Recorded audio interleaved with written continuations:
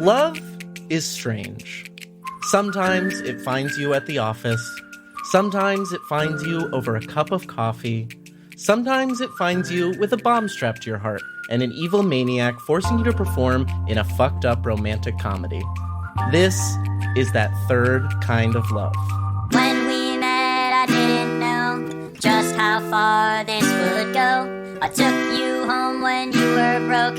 Now it feels like my heart's gonna explode. When we met, I couldn't see just how big this could be. We went inside and made some tea, and that's what started everything.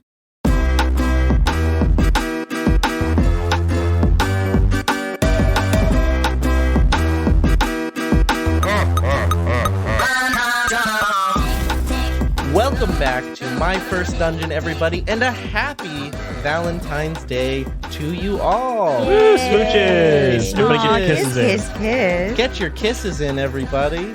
With me today, I've got two familiar voices and a first-time voice to the podcast. We're going to build that up, so let's get those familiar voices out of the way first. We have Brian Flaherty. Hi, you know my voice from here? You've heard We're it done here with him. before. We have Abby Hepworth. You don't know me. Yeah, we know you. You don't know me. And new to the pod, first time My First Dungeon guest. Who's that? Hi, I'm Dylan. Whoa! Oh my god! Dylan on My First Dungeon? It really is a Valentine's Day present. Yes. Yeah. Rom Com Drama Bomb. No, stop. It's all over. A Valentine's Day miracle. Dylan, thank you so much for being here. Happy Valentine's Day. Are you feeling romantic? I feel so romantic. I feel too romantic. Too romantic. Yeah, too romantic. I think that I need some sort of outlet to express the romantic energy that is here in the studio. Well, I have great news for you. We're about to do something kind of like an outlet. Some people consider an outlet. Wow. Okay, great. select Well, then few. it was great running into you. It was great to run into you. I'm so So glad you funny happened seeing you upon here. this recording. So glad that I happen to be in this call. Running Amazing. into you in here. Oh. Yeah.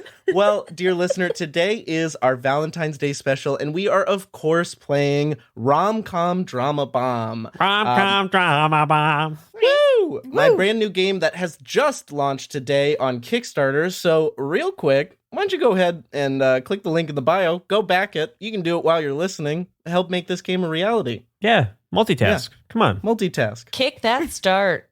We'll check again. Yeah, kick it. We'll check at the end. Kick it. Oh no. Triggered. We'll know. Oh no.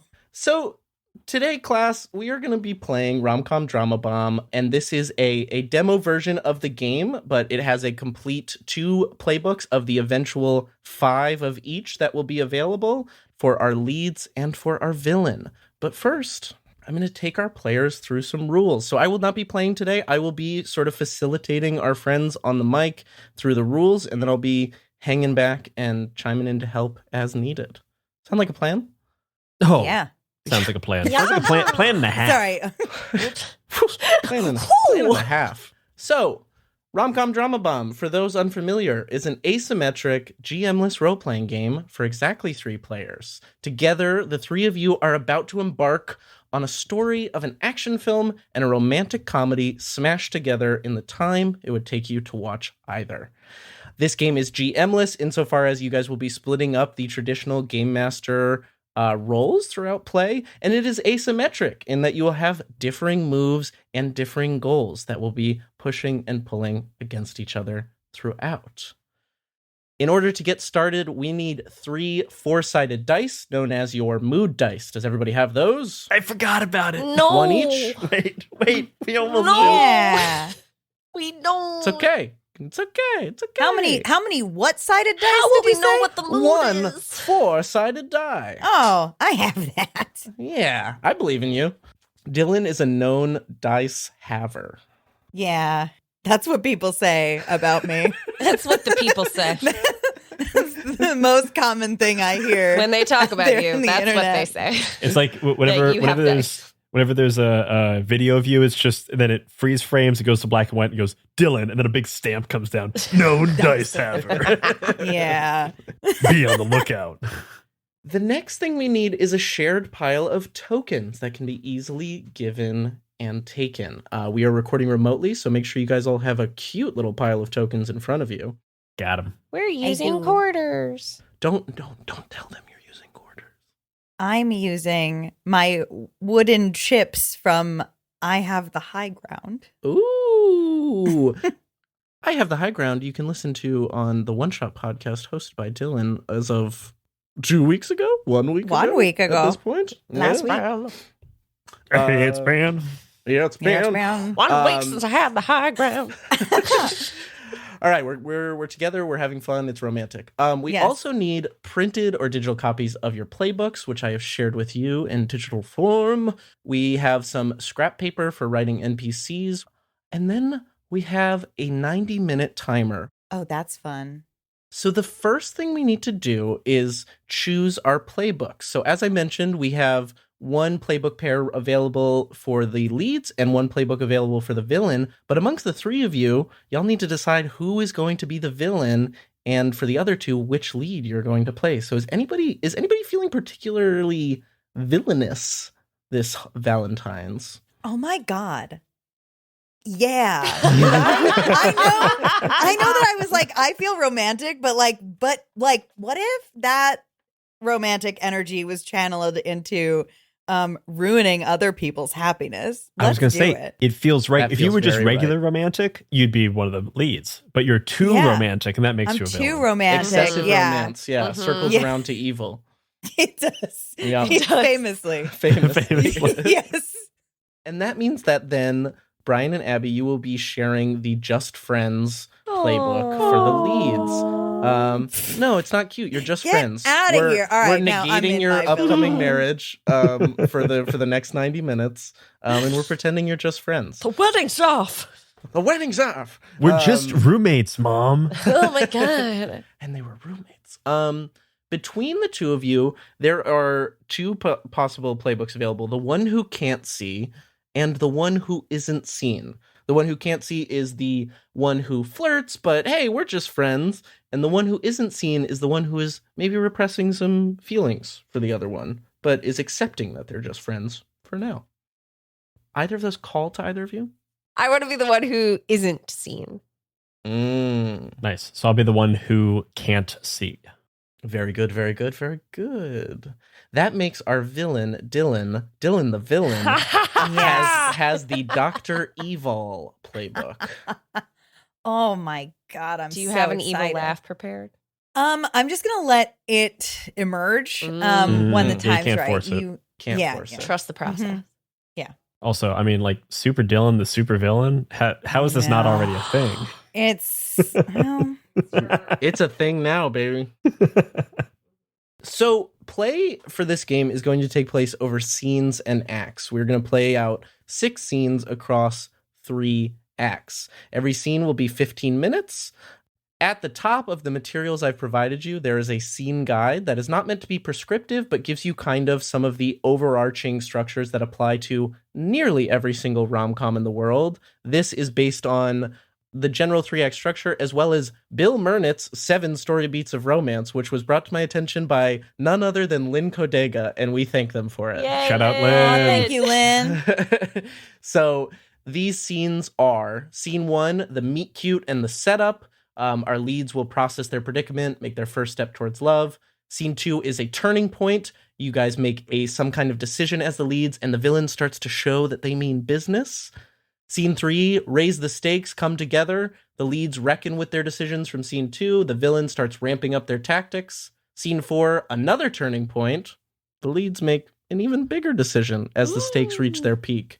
And the villain grows impatient and exercises more control. Going into Act 3, we have Scene 5, Crisis/Coming Apart. The lead's decision leaves doubt about the future of their relationship while they begin to fight against the villain's plans.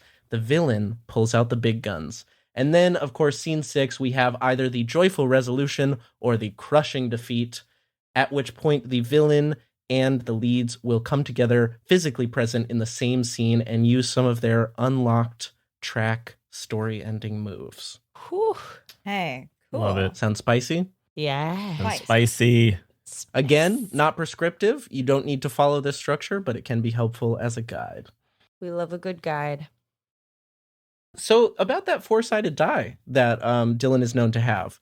Yeah. This will be your Don't mood anybody come die. for this brand. This will be your mood die throughout play. So you will roll this die at the top of every scene to determine what your mood for that scene will be. Either rom, open to love and possibility, calm, leaning into the absurdity of the situation, drama, willing to fight, argue, and speak your mind, or bomb, breaking free of the guise of the rom-com entirely. Yes. As the mood changes and the story progresses, the leads and the villain will have different moves at their disposal to either push the romance forward or stop the evil plot entirely. You can also think of these moods as a bit of a roleplay guide for how your character is feeling. Now, I've used that word move. What's that mean? Yeah. For folks who are familiar with belonging outside belonging games, you'll be kind of familiar with some of the language here. Moves are how your character will move through the story, and you, the player, will influence the world of the story. There are two kinds of moves in Rom Com Drama Bomb.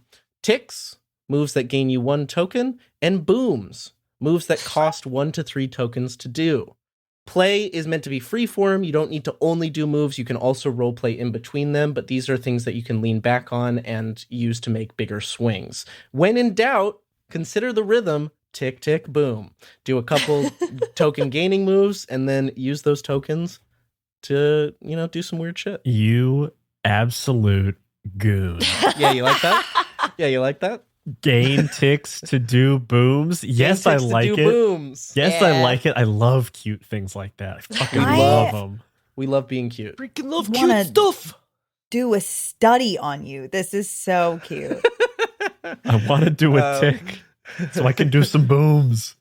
Now, there's another thing in here that will be familiar to fans of games like Yuzeba's Bed and Breakfast. Of course, we here are huge fans of Yuzeba's. You each have 2 tracks on your playbook that we will be keeping track of throughout play. The leads have a love track and a freedom track. The villain has an entertainment track and an evil track, which is specific to their playbook. Yeah. As we play, there will be certain moves that trigger ticking spots on your track, and then in between scenes we will also do a bit of a short post-mortem on the scene to see if certain things happen that also help you tick your tracks. If your tracks get filled up, you unlock story-ending booms, which are moves that you can use in the last 5 minutes of play in order to bring the story to close. But more on that later. We feeling good so far on these rules? Any questions? Mm-hmm. Feeling Cool. good. Yeah. Now, the 90-minute timer. I hear you asking, what's that? The 90-minute timer is meant to represent the timer of the villain's bombs in the game. This will also be your guide through scenes of play. Every 15 minutes, we'll hit a pause, end the scene, and then resume the timer when a new scene begins. We're going to keep this timer in clear display of all of you so that you can feel the tension of a true ticking clock. And while the timer might be 90 minutes, that does not necessarily mean that the bombs go off in 90 minutes of in-fiction time. You can treat the villain's bomb timer a little bit loosely, depending on how you move between scenes. Of course, for folks playing along at home, you might also choose to put on your favorite 90-minute rom-com instead of a timer. And Sorry, then I'm just feeling- mouth I'm feeling along real with cute it. today. Getting real cute with these rules. I actually do want you to be listening to this podcast and watching You've Got Mail at the same time. Yeah. That's the Absolutely. only Full way. volume. It's the only way to listen. I will not be mad about it. But if you listen to this podcast on 1.5 speed, go fuck yourself. Just get out of here. If you listen to this podcast on 1.5 speed and you watch You've Got Mail at the same time, Yeah. It actually lines up perfectly. exactly, it lines up perfectly, and the bomb does go off when she gets her mail. I don't know, I forgot. It's her famous ending scene when she gets her mail. When Stella finally gets her mail back. Yeah. when she That's gets how that her movie mail goes. is so It's actually funny. like a buddy cop action movie where she has to go. Meg Ryan has to go on a violent journey Anastasia to needs recover her her mail. mail because it's actually illegal to open someone else's mail. Meg Ryan is John Wick. I have never wanted something more than I want someone to make this action flick. Believe We're- me. It's You're not, about to. It's not you've got mail. It's you've got my mail. Who's got my mail? Who's got Follow my up mail? movie. There's you've got my mail, which is the action follow up. Then there's who's got my mail, which is the comedy starring Ashton Kutcher. No, Who's Got My Mail feels like a live action Blues Clues or something. Oh, that's good. Oh, sorry, it's dude who's got my mail. Yeah. Dude, who's got my got mail? my mail. Yeah. Yeah. Pardon me. All right, Elliot, how are you going to get us back on track? This is exactly the energy. This is actually great because we're going to talk about safety and tone next. Great. So a quick note on safety. This game at its core is about two people being forced into a romantic situation. On its surface, that sounds fucked up. But we're going to treat this with care. We're going to make sure that we all feel good about the direction we take, and we're going to be silly about it. We're going to make sure we don't go in any directions nobody feels good about. I would like to encourage us to use the lines and veils and the X card, which is pretty standard here at My First Dungeon. And I want to make a specific note for this game that at no point should the leads be forced into explicit sexual or intimate situations. A good rule of thumb is if it wouldn't fit in a rom-com, the villain wouldn't be forcing the leads to do it. So that should be your North Star. With that, I would open up the discussion to lines and veils, which we can keep on tape or take off tape, depending on comfort. Dylan, our standard lines and veils at My First Dungeon. Lines are violence against children, explicit violence against animals, sexual violence, and then transphobia, homophobia, bigotry of really any kind. Okay, great. Spectacular. Cool. Secondly, a note on tone. So, Rom Com Drama Bomb, this should be a joke that we're all in on. At every point of play, go for the silly choice over the scary one. The villain is evil, but they're not disturbing. The stakes are high, but they shouldn't be overly stressful. And the leads are in a fucked up situation, but we should always be treating that with levity and humor whenever possible. All sound good? Yeah. Love Rock and frickin' roll, kids. A quick note on NPCs, because this is something that will come up. The leads have the exclusive power to create new NPCs. At any point in play, they'll give them a name and pronouns, and then they will roll their mood die to give that NPC a mood. This will give the NPC two moves, one that they do when they're given a token, and one that they do once they have been given 3 tokens over the course of play. With that, anyone can take the role or narrative control of an NPC by giving them a token, including the villain. Ah, yes. So the villain can make use of NPCs, and the villain even has a special move to turn any NPC into a beefy henchman. So that'll get fun. I love that they're specifically beefy.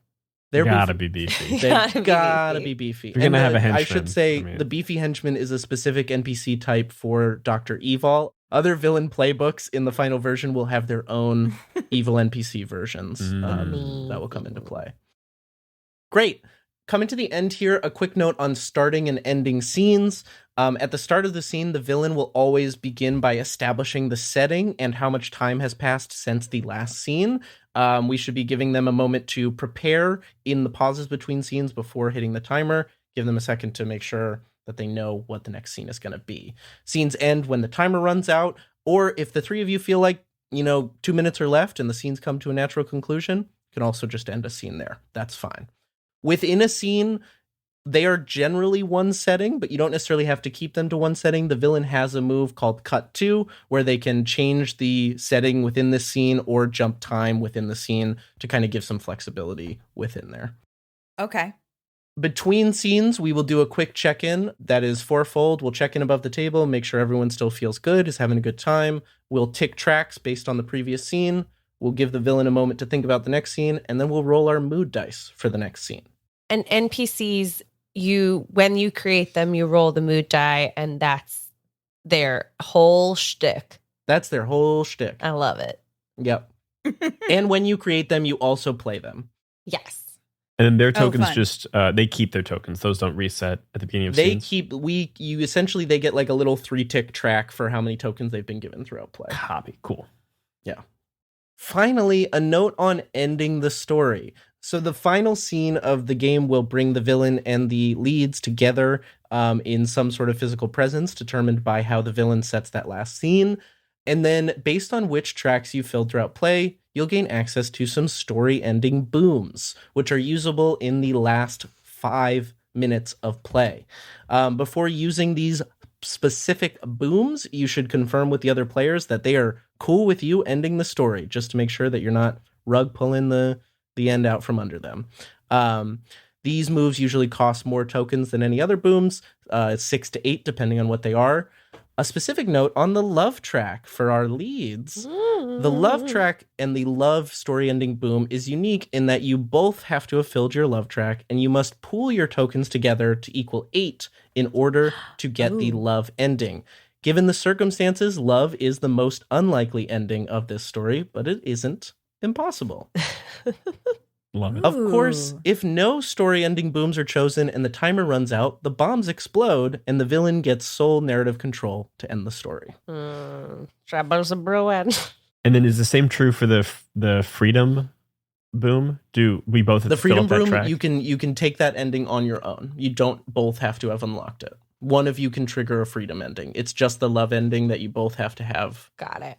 As long as one of us has filled up the track. Yeah, you each have slightly different freedom endings that you can trigger, whereas the love ending is a shared ending. Cool. Cool.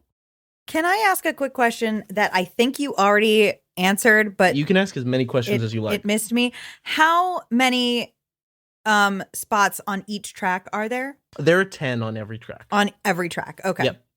I'll take you guys through what the in-between scene questions are so that you have some loose familiarity with them going into the first scene. And then as you keep checking on them between scenes, they'll become more familiar to you in what you need to fill. But then there are moves that trigger an immediate filling of the track through play. Gotcha. Let's go through some questions to help flesh out our characters a little bit before play. Starting with our leads, the Just Friends playbook. I would love it if you guys could answer the following questions together. The first of which is a Rom question. What rules have you put around your relationship and who defined them? Ooh. Wow, that's such a good question. I feel like we got to have like a ritual. Like we always meet for coffee, or I always get this, you always get that, or something like that. Oh. Like I always get lunch, you always get breakfast, or I bring the drinks, you bring the food type thing. I do like that. That's cute. Do we want to make it like we have a standing Sunday like coffee hang where you bring the coffee, I bring like croissants or something, or bagels, or Can we make it a standard like everyday hang? Like we always meet up to get coffee in the morning before work. yeah. Yeah. We have the rule is that you pay for coffee. I was gonna say the rule is you bring the coffee, I bring the drama. I have to bring gossip every day. No, yeah, it's I guess the rule is that we meet every day for coffee. You buy the coffee, I bring something to nosh. A nosh.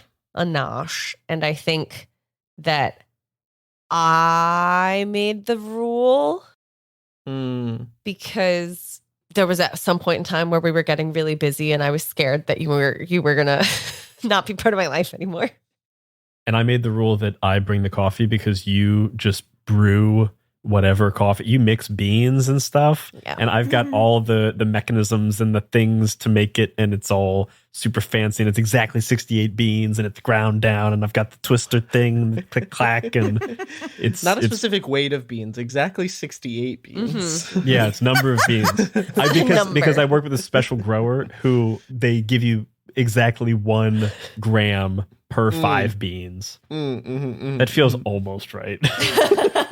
I'd believe it if you had just stuck to it. Right. Great. So the next question is the calm question. Where did the stupid nicknames you have for each other come from? Oh. Well, what are our stupid nicknames? Could we do like a combination of like classic pairs of like Tweedledee and Tweedledum, like thing 1, thing 2, but we each take one from not the same pair? Tweedledee and thing 2. Like Tweedledee and thing 2. Yeah. Sure. Or like really good. peanut butter and jelly and or peanut butter and thing 2. Or Peanut butter and thing 2 is just a really funny Thing 2's a addition. great ending to Yeah. any of those. Where did the nicknames come from? I think it was an accidental portmanteau of things. Mm-hmm. Which of you is which? I definitely like thing 1 and thing 2. I like Tweedledee and Tweedledum, so Tweedledee and thing 2. I'm definitely thing 2. Oh, fine, I'll be Tweedledee. You're Tweedledee and I'm thing 2. I Excellent. think Classic it was. duo. I think it was I one time somehow whiffed on Tweedledee and Tweedledum, and instead went to thing 2, Mhm. and then we it just stuck. It stuck. Yeah. You tried to pull it off like it was like a French accent where you were like Tweedledee and thing 2. Yeah. I also think you immediately recognized this is like worthwhile to claim one of them, and you immediately snapped on thing 2. You're like, oh, this might play. I'm gonna grab what I want right now. Yeah. Dig it. Very good. Your drama question is, what do you fundamentally disagree on about relationships or love? I don't think grand gestures are important. I think doing something well every single day is more important than one big thing. Ooh. Like making coffee. Like making coffee. And I live for the grand gesture. Mm, Love me a grand gesture. very good. All right. Bomb question is, you shared a near-death experience. How did one of you save the other? I answered the last one. You got to answer this one. Okay. Can I paint the scene and you'll help me finish what Sure. this- Yeah. It's Halloween. We're dressed as Tweedledee and Thing 2. Perfect. And It says I'm wearing. It says thing 2, and it also says I'm with, and it's pointing to the left. It says Tweedledee. With Tweedledee. And you've got Tweedledee. It says I'm with thing 2. Oh, I want it to be like spooky, like we get trapped in an elevator. Mm. Yeah, we did a haunted hotel thing, and we got trapped in the elevator. But it turns out it wasn't part of the haunting. It was just the regular elevator, God. and it took us too long to realize that. Mm. Oh my And I God. think that you saved us by or no, I was gonna say you saved us by cooler heads prevail and came up with an escape plan based on your favorite movie, Ocean's 13. Hey, Ocean's 13 slaps, and Ocean's 12 is a great meta commentary on how hard it is to make a sequel. Yeah. That is a We- real. you can't tell. That is a real opinion I have. If you can't Come tell, for me. we've talked about this at length before. Can it be that I wanted to like make cooler heads prevail, and then you did the big gesture of "fuck it, I'm getting us out of here," and just like jumped up through the through the thing and climbed the cables to the next floor? Yes, sure. Hell yeah. Great. Now, I'd love if you guys could answer the following questions about the other. How would you describe them to a friend you were setting them up with? To people I actually want to set her up with, it would be like Ooh. very, very exciting and like unpredictable, but in a fun way. And people who I'm like, I don't know if you're ready for this, I'd say quirky. Quirky. Grinky. It's a fun way to answer that. I like that.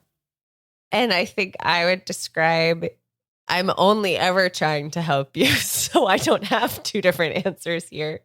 And I would describe you as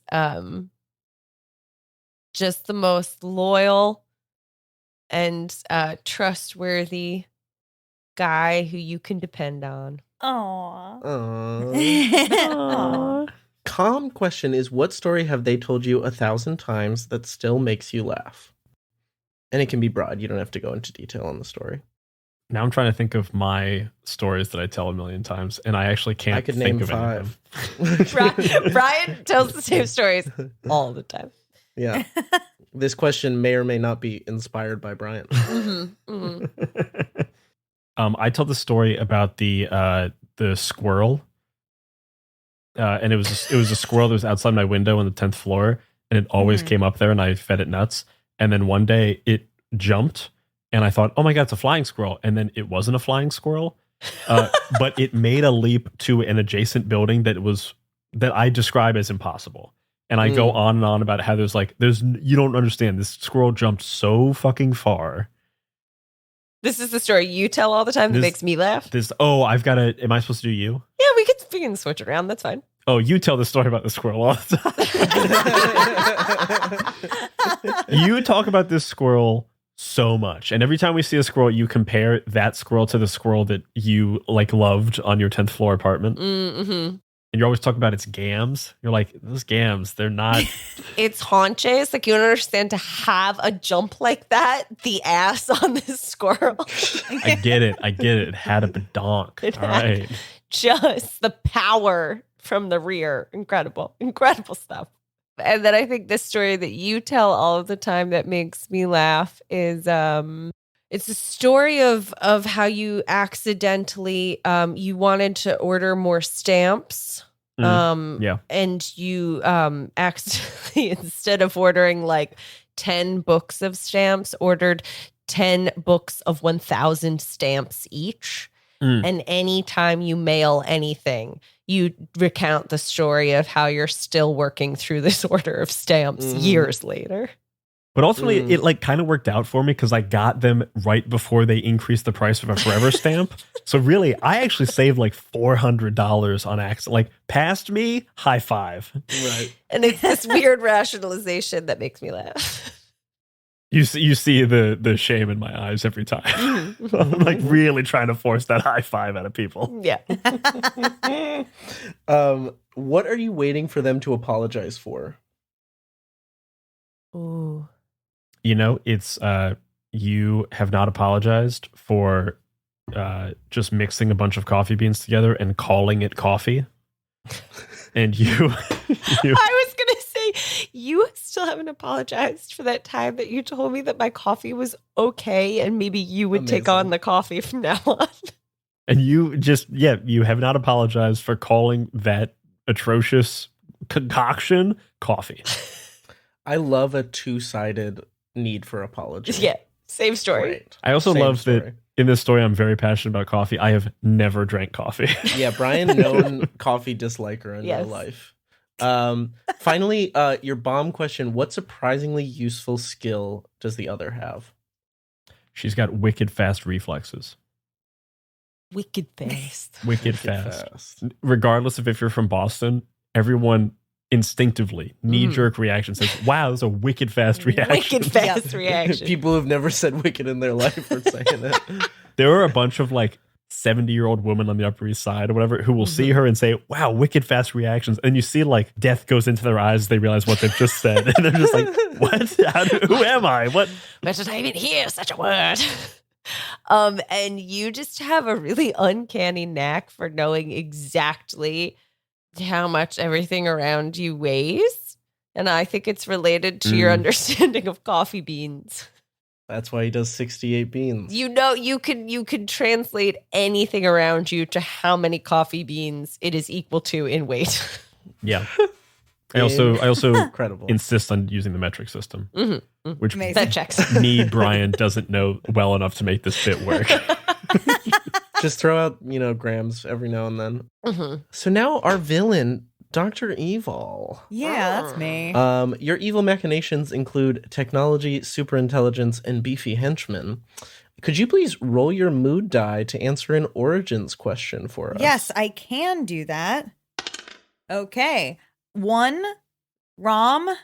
Who are you making the perfect rom-com for, and do they know you're doing this? My wife. And no. Excellent. It's a surprise. I think it's going to go over really well. Really good. Yeah. And then could you roll it one more time for a question about your lair? I can do that. 2? Com, what business do you run as a front upstairs?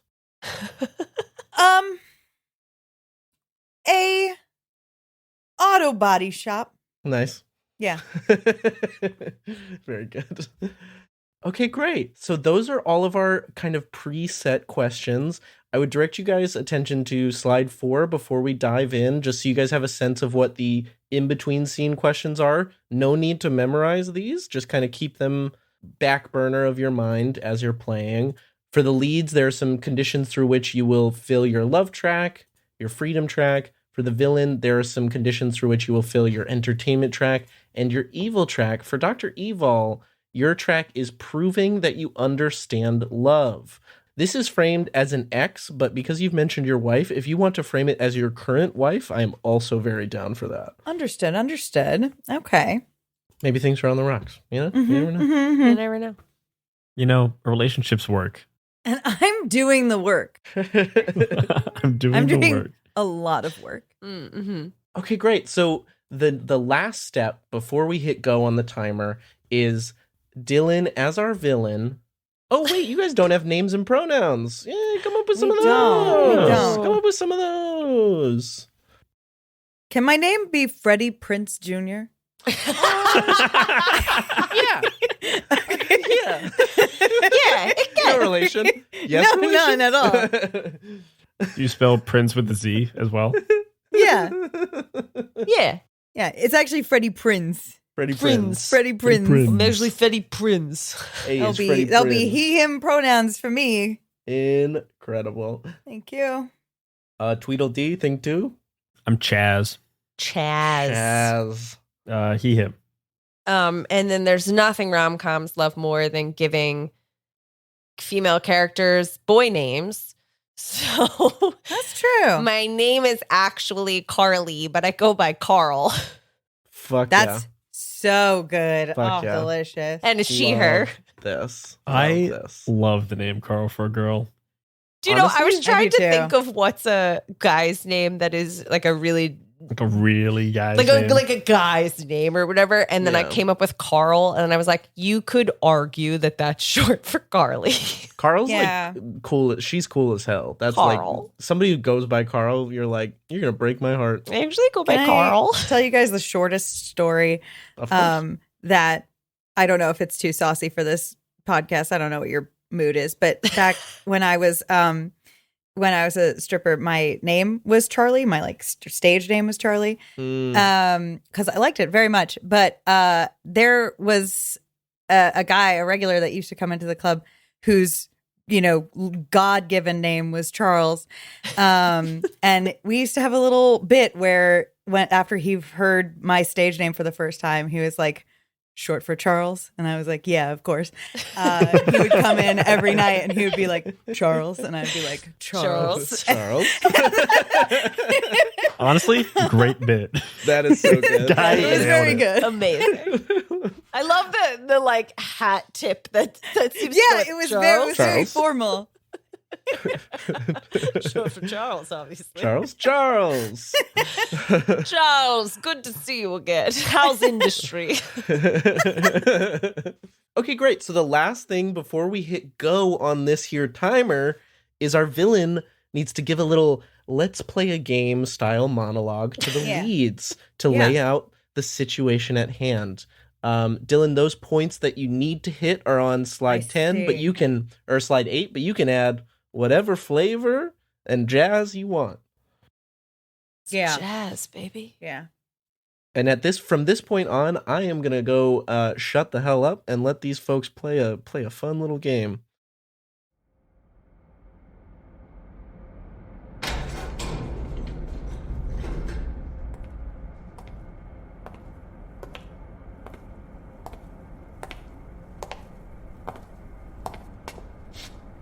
Here's the thing.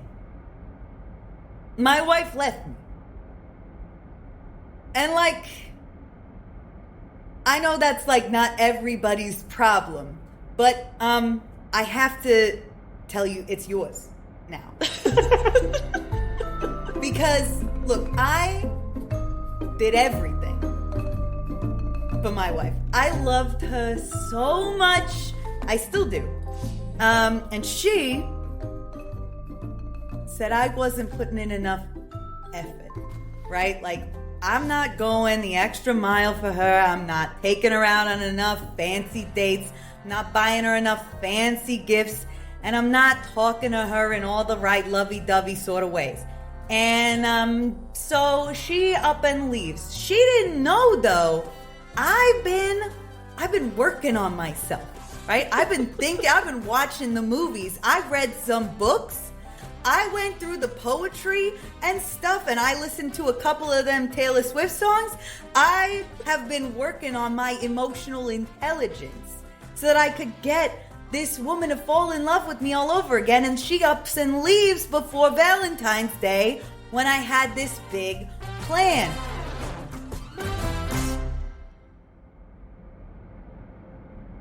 So, I had to up the ante a little bit. So that's where you two jabronis come in, I'm sorry to say.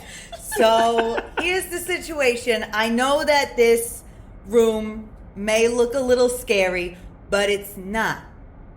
Okay? It's not scary. It's nice. Okay?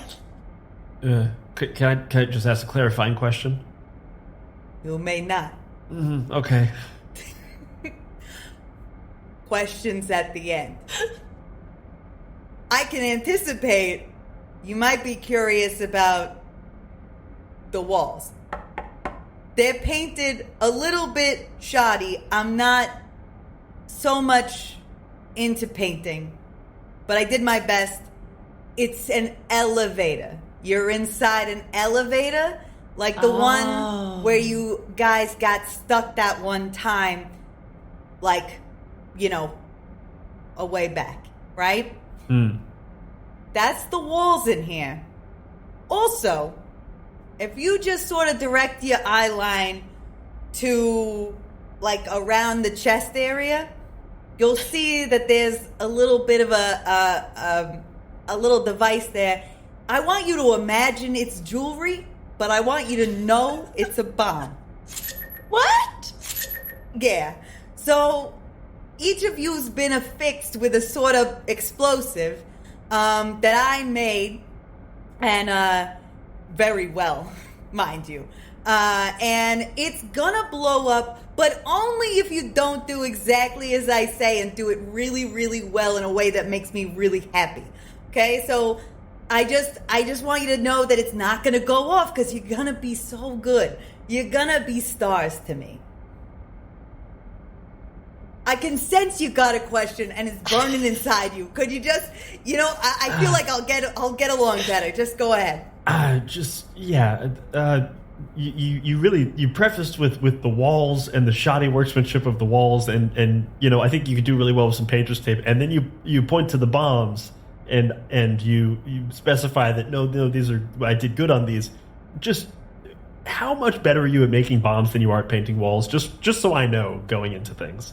Yeah, so I got a guy upstairs. He's in charge of painting the cars. I don't do all that. I'm good with all of the chemicals and the mixing. And also, while I was doing my emotional education, I sort of went down what you would call a pipeline. So I've started to learn some other things along the way. How about you, Carl? You got any questions? So should we start now?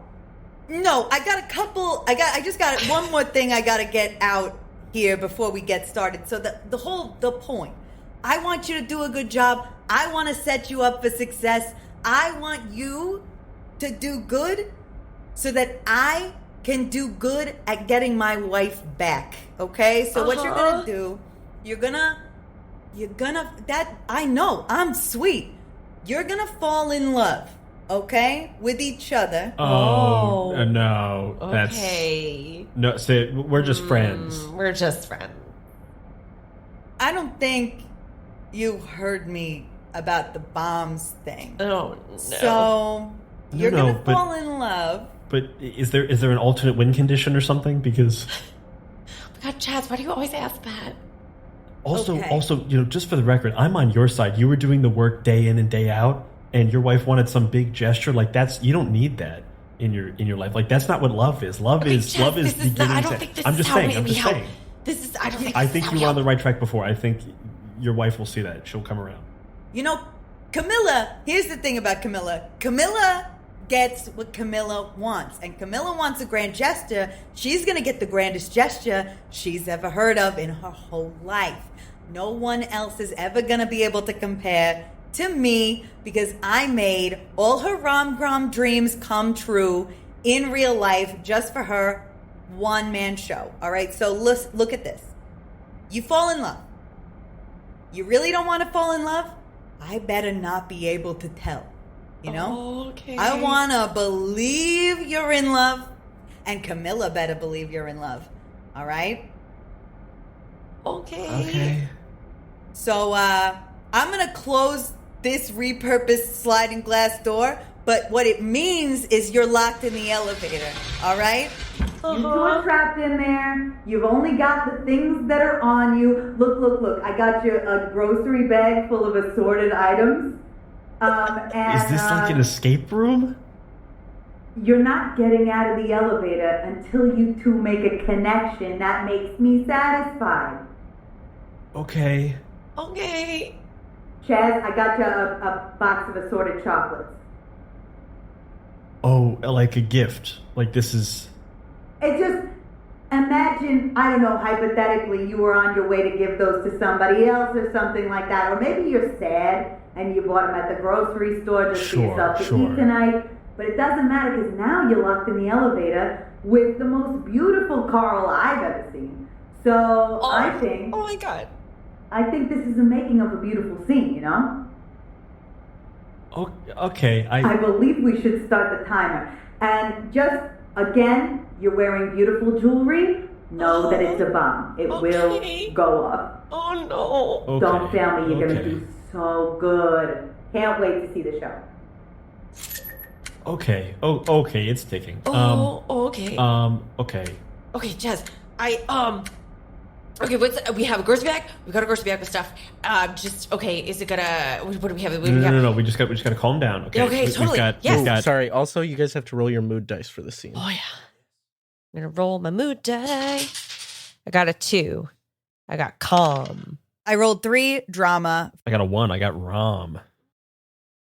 I think Carl is gonna try to reach and pull the grocery bag away from you, and it's absolutely a paper grocery bag, and it just fully rips in half, and everything that was inside of it falls onto the ground. Oh my God! Oh, I'm so sorry. I can pick all that up for you. It's so sorry. I didn't mean to. I'm gonna reach down and start like picking stuff up and just be like, Carl, just slow down, just nice and calm. And as we're picking stuff up, our hands accidentally touch, and then I look up and we share like a quick smile at like what could be a romantic moment, but we both know isn't a romantic moment because we're just friends. And we both, or at least I gain a tick for sharing a smile, laugh, or moment of calm with the other lead. I also get a tick because I nervously am like, oh my God, yes, okay, calm. We can be calm. It's okay. Okay, listen. Okay. I know what to do. Yeah. This is like I said, you just got to take things calm, slow, steady, figure it out piece by piece. Okay, we've got the big problem of the bomb and the small problem of putting on a good show. Okay. Does it look okay? Like the bomb. Does it look? Does it look weird? Like, does it look weird on me? I'm not. I'm not like a big jewelry person. Honestly, what you want with that type of jewelry is kind of like something plunging, and you don't really have that.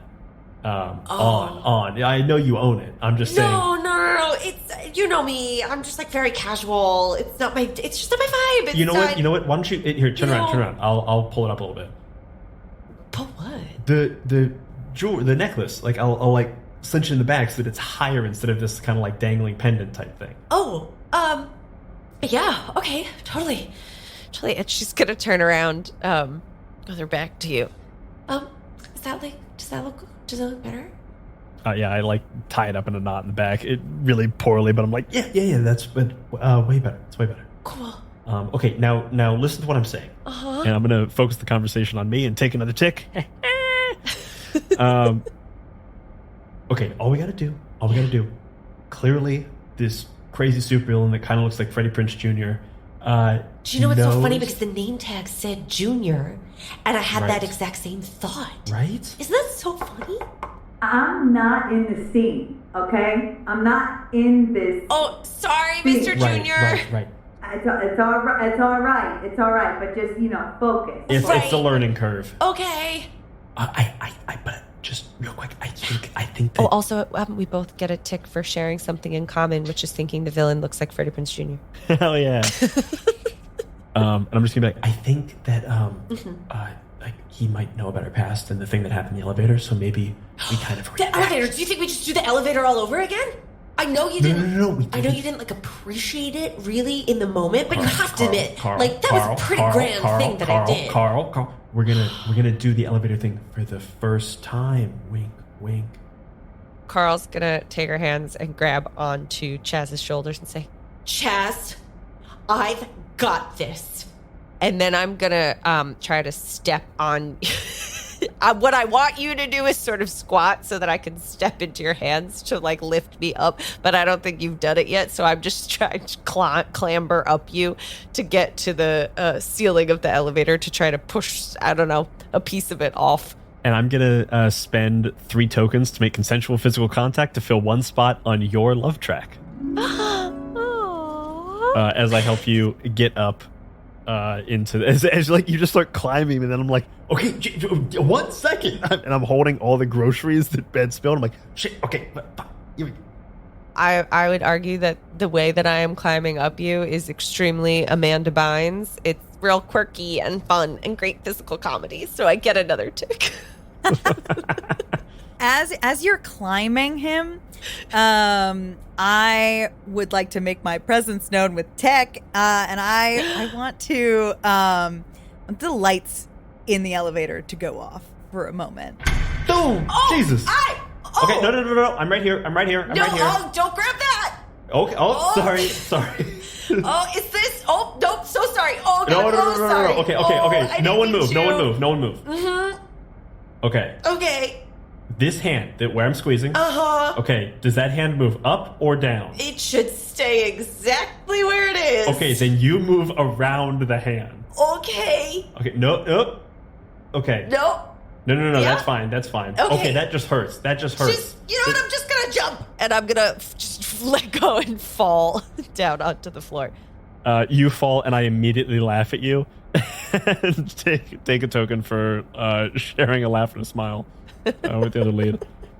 The lights flicker back on, and you see me flicking a light switch up and down, and then I let the lights go on and keep watching the show. Yeah, I think we see what you clearly think is a really nice one-way mirror, but as you flick the lights on and off, it kind of reveals that there's a one-way mirror there.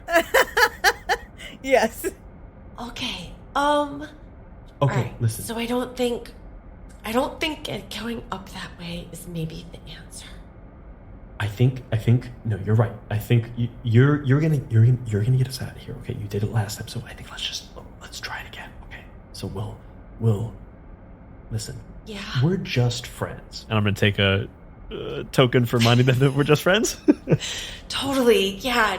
No, we're just friends. And certainly, friends can lift each other up in a non-sensual or romantic way. And Totally. so if I have to touch your butt a little bit to get you to the place you need to go, not like that. If I need to touch your butt a little bit to get you up, No, definitely never like that. It's so Then stupid. that's- No, so stupid. then that's fine. Okay. And then you'll get out of here, and then we'll get out of this insane Saw game. Okay. I trust you. I think we can do this. I trust you too. And we both taken a token for sharing something common with the other lead. And I'm also going to take another tick for letting my gaze linger on you for maybe a moment too long. I've got my hands down, cupped to take your foot up.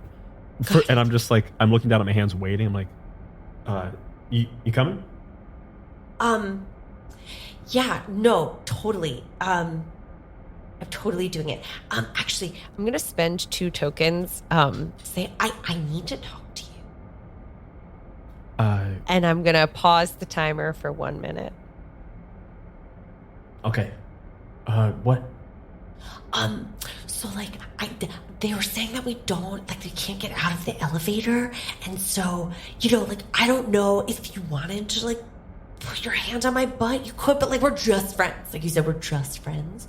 So I don't know if that's like necessary. I think we're supposed to kind of like play act at we might be falling in love. Oh yeah, no, totally. Yes. But okay. no, we could just try to pry the door open. I mean, I've got a really, really old crusty breadstick in here, and I think we might be able to use that. Breadstick.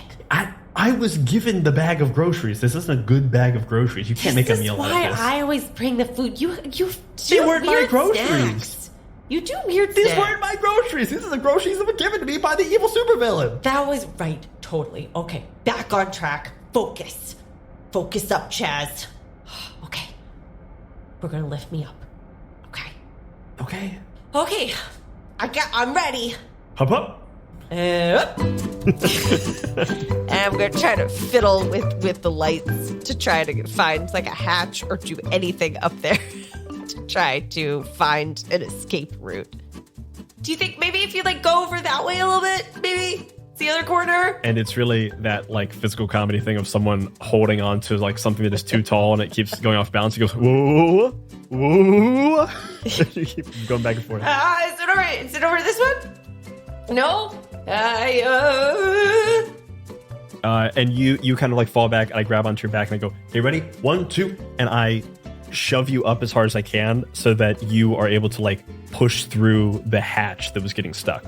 Oh my god! Oh, I did it! Oh, this is so exciting! Oh my god, cool! It's fun up here. And I'm gonna spend 3 more tokens to make consensual physical contact and fill 1 spot on the other's love track. Aww.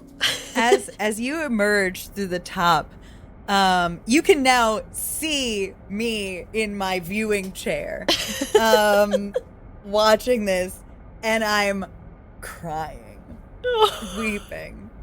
And I'm gonna take a token to say, to be sad and cry about my ex.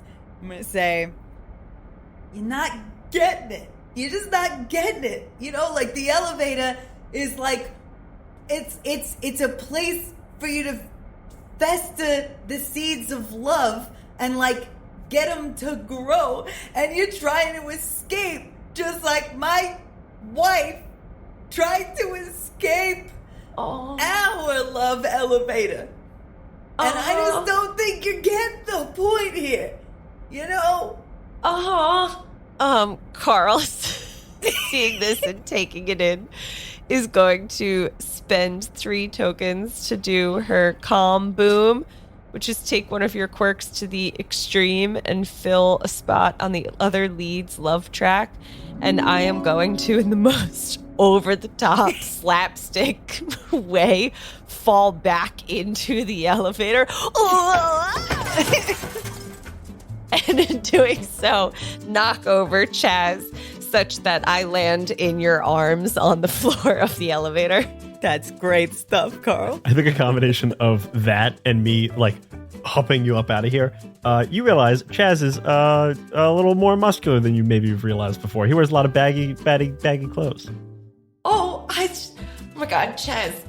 Have you been like working out more? I'm going to take another token to focus the conversation on myself. And I'm going to take a tick for letting my eyes linger on your biceps. Yeah, nothing crazy. I'm just like doing paleo and alternating with keto, and then doing a mostly raw diet, working out 6 to 8 times a week. Well, why didn't you tell me? I haven't been bringing snacks that are appropriate for literally any of those diet plans. Oh no, you're always my cheat day. But I mean, your snacks are always my cheat day. we have coffee every day. Yeah, but like kind of all of you leads up to my cheat day. I mean, like all of your snacks equal my cheat day. I'm your cheat day? Your pastries. Right. Because we're just friends. And I take no token for reminding you that we're just friends. Right. That's... Wow. That might be the most romantic thing anyone's ever said to me. And I'm going to take a tick for saying how I feel. I'm just going to really quick side eye over at the not so good one-way mirror and see what the villain's doing. How does Freddie Prinze Jr. look? Yeah, he is back in the story, like so invested. You got an audible awe out of him, so we did take a token for that.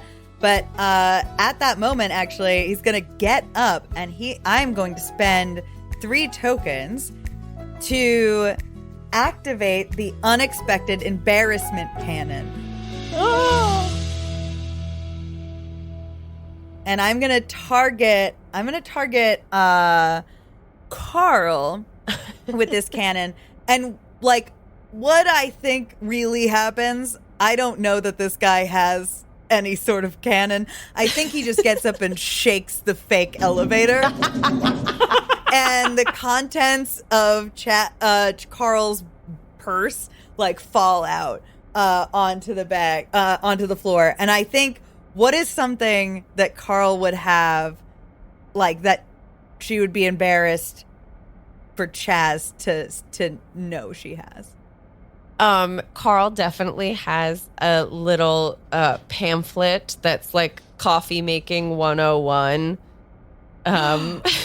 Oh, that's cute. Because she wants to learn how to get better at it. And also 45 super plus tampons. Oh, okay. Sure, of course. I'm just leaning down and I'm just like, there's no way you need this. Right, no. Listen, God. Oh it's not my place to say, but there's no way. This is just, don't look at that. It's fine. No, don't even look about it. No, listen, there's nothing to be embarrassed about. And I'll take another token for ignoring or brushing off their feelings.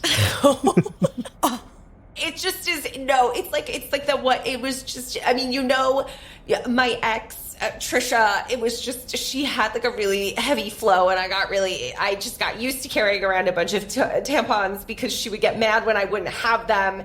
And I'm gonna put my hand on your shoulder. I'm gonna also take a tick for Tucky about a failed relationship. I'm gonna put a calming hand on your shoulder, or like on both your shoulders. Just go, okay, calm down. We're good. We're just friends. Right. Everything's good. Okay. We're going to get out of this together. And by this, I mean both this situation with the bombs and this elevator. And I'm going to make consensual physical contact again to fill another spot on your love track. Oh my God, I'm so in love. And I again, with my overly muscled arms, like pull you up to your feet with a surprising little effort on my part. Oh. And thus ends the first scene.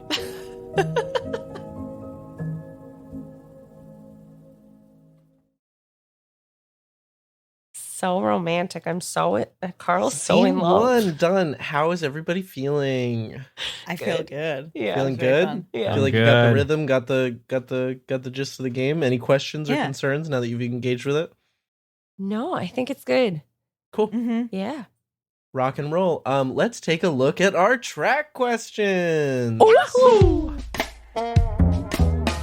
For the leads, fill at most 3 spots on your love track for any of the following that occurred. You said the words I love you, 1 spot, and you meant it, 2 spots. Oh. You shared prolonged eye contact, 1 spot, that made your heart race, 2 spots, or you shared consensual physical contact, 1 point. Ooh, well, we definitely shared physical. Yeah, there's a lot of physical contact. There's a lot of physical contact. Yeah. And I think we didn't say I love you. And my eyes definitely lingered, but I don't think we shared. Not on the eyes. Not on the eyes. Contact. But I'd say we at least got 2 ticks for physical contact. Yeah. Can we fill out multiple for physical contact? Yeah. Okay. Yeah. For the freedom track, Fill at most 3 spots for each of the following that occurred. You hid something from the villain that aided the other lead. 1 point if you just hid it. 2 if it aided the other lead. You forced the villain to intervene directly, 1 spot, and they failed to stop you, 2 spots, or you used the secrets boom. We definitely forced the villain to intervene directly by using the embarrassment gun. And sending Ray. you back in the elevator. and sending me falling back into the elevator. So do I get 1 spot for each of those incidents? Yeah, 1 for each of those, Okay, I'd say. Take it. Yeah, I'd say probably Carl gets 2, Chaz probably gets 1 for the... Okay. Whatever. Oh, and I, mean, have to put my tokens back. No, whatever. If you've already marked it, It's that's fine. it's asymmetrical. No.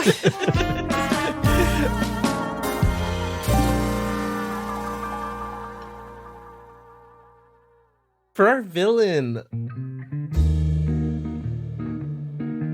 for your entertainment track, you fill at most 3 spots for any of the following. You said "aw" or gasped at something that the lead said or did. Yeah, which that did happen. I also can identify a rom-com because despite not remembering the overall point of You've Got Mail, I do know that they get trapped in an elevator together at some point and something happens there. Hell That yeah. does happen. So do you get another point for identifying an existing rom-com that was ripped off or referenced? You also, I believe, went more than 2 minutes I without think I making a did. move or injecting for sure. Yes, definitely. So I think you get all 3. You get 3 for entertainment. Yes. Oh, no. And also, did you tick yours for using your comedy move during? I believe you get a tick for using the embarrassment cannon. Oh, yes, I did. I did that when I Cool. used it. Yeah. Perfect. And then your evil track, proving you understand love to Camilla. Fill at most 3 spots for each of the following. The leads ask about your ex, and you get a chance to answer. A lead reminds you of your ex, you overshare about your ex, or you learn something new about love. I think I'm only going to take 1 here. I think I overshared about my ex, but I think Yeah, I'd that's agree. it. I don't think I did anything else. All right, so everybody should re-roll their mood dice for the next Yes. scene. And then, Dylan, do you have a setting in mind to start the next scene and an amount of time passed? Okay, I'm going to do Rom for this one. So I will be gaining a token when I compliment one of the leads. Cool. And then you get the 3 token move for Rom as well. Nice. Okay. I rolled calm again. And I rolled drama. Bring the drama. All right, just don't don't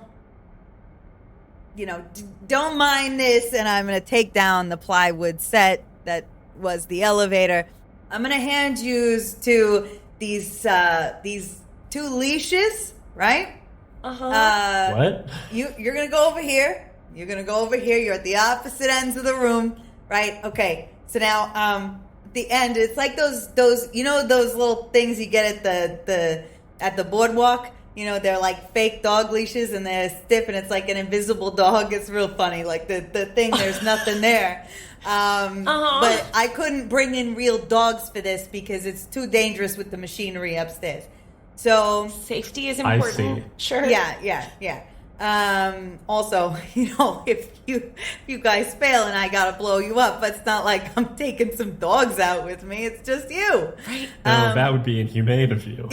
Exactly. So, so just pretend that those little collars are filled with actual dogs. Breeds up to you. Names up to you. I respect your creative freedom, but all right, you two are at opposite ends of the blocks, and your dogs, the vision is your dogs are like pulling you towards each other. You're going to have a nice little bump into each other. In the middle of the city street, it's busy, it's day. I don't know, maybe you have coffee. I heard something about coffee. Yeah. Whatever, it's up to you. I'm not even here. It's Jess. It's like 101 Dalmatian. Okay, my dog's, it's an Australian Shepherd named Pinky. Okay, well, that's not a Dalmatian. No, but I want an Australian Shepherd, and I can't have one because I know. I'm allergic. I know. But in this, I get it. Okay, This is important to me. I'm still gonna do a Dalmatian though, Okay. and it'll be named the Brain. Fun, right? Okay. I mean, it's a little derivative Can you get the now. Brain? Yeah. Okay, I guess. Okay, sure. Okay. You ready? Yeah. Oh, Pinky, get back here. Oh, the brain! Ha ha! Oh my god! Hey, how's it going? It's you again. Yeah. Yeah. Hey. Hey. Hi. Yeah. This is a little weird, isn't it? I know this isn't the time for it, but like, this is on-leash hours for small to mid-sized dogs, and your Dalmatian is actually like a large-sized dog. Oh. So you can't be in the park right now. I'm going to take 1 point for harping on the rules. Great improv, Chaz. I really feel like I know who you are. Yeah. No, definitely. That's totally a fair point. Also, just for me, can you hold, now that I've established the world, can you hold your leash up higher to like kind of show that you have a tall dog? Yeah.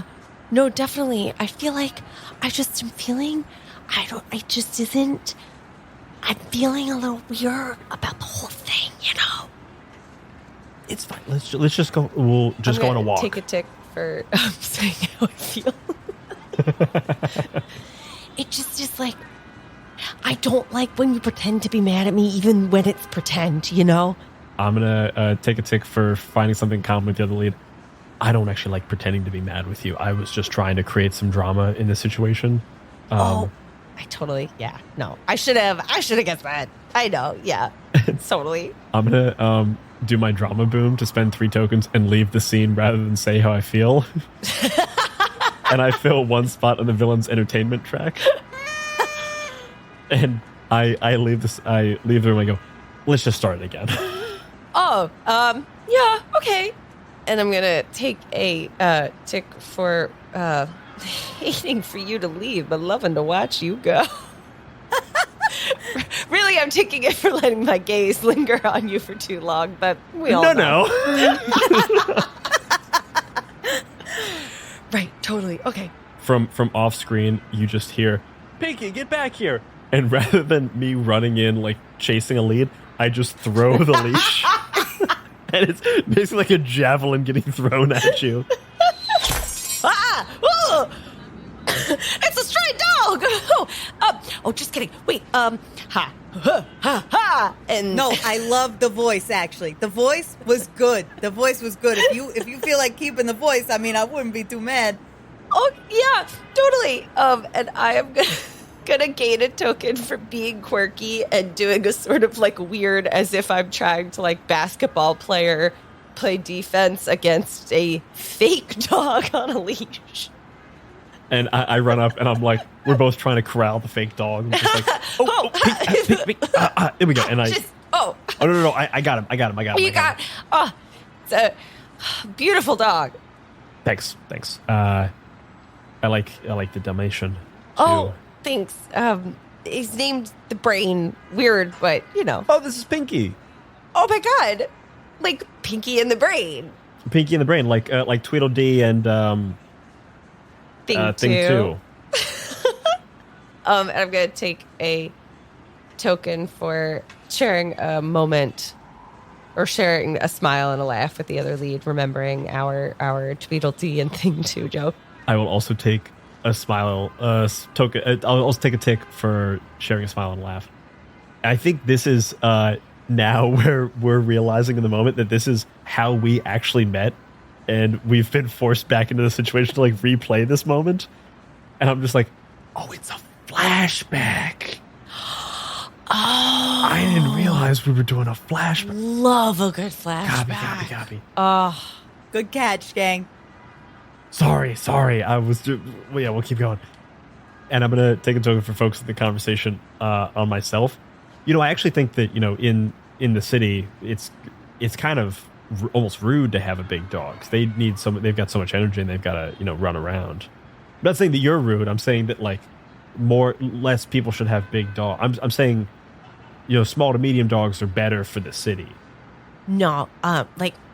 definitely. I'm gonna spend 1 token to recall a shared memory, but like not about the dogs. Do you remember how you used to think that I was like super rude because I would tell people all the time about the squirrel story, and you were like, stop telling people the squirrel story, but I was telling everybody the squirrel story like over and over and over again, and I thought it was really funny, but you were just kind of like, nah. It took you a while to get good at telling the squirrel story, and that's really what the problem is. That's the funny, right? Once you got it, it was good. It's but so fun. It took you longer than it should have to get good at that story, considering how often you told it. It's just like sometimes you, yes, yeah, no, definitely. It's, yeah. It's so stupid. Yeah. No, it's fine. It's stupid. It's fine. It was good times though, how you like helped me figure out the story. Anyway, back to the dogs. It's fine. I want to spend 2 tokens to create an NPC. There we go. I'm going to roll. Oh, they got bomb. We got a bomb NPC here. And I think the NPC is gonna be your ex.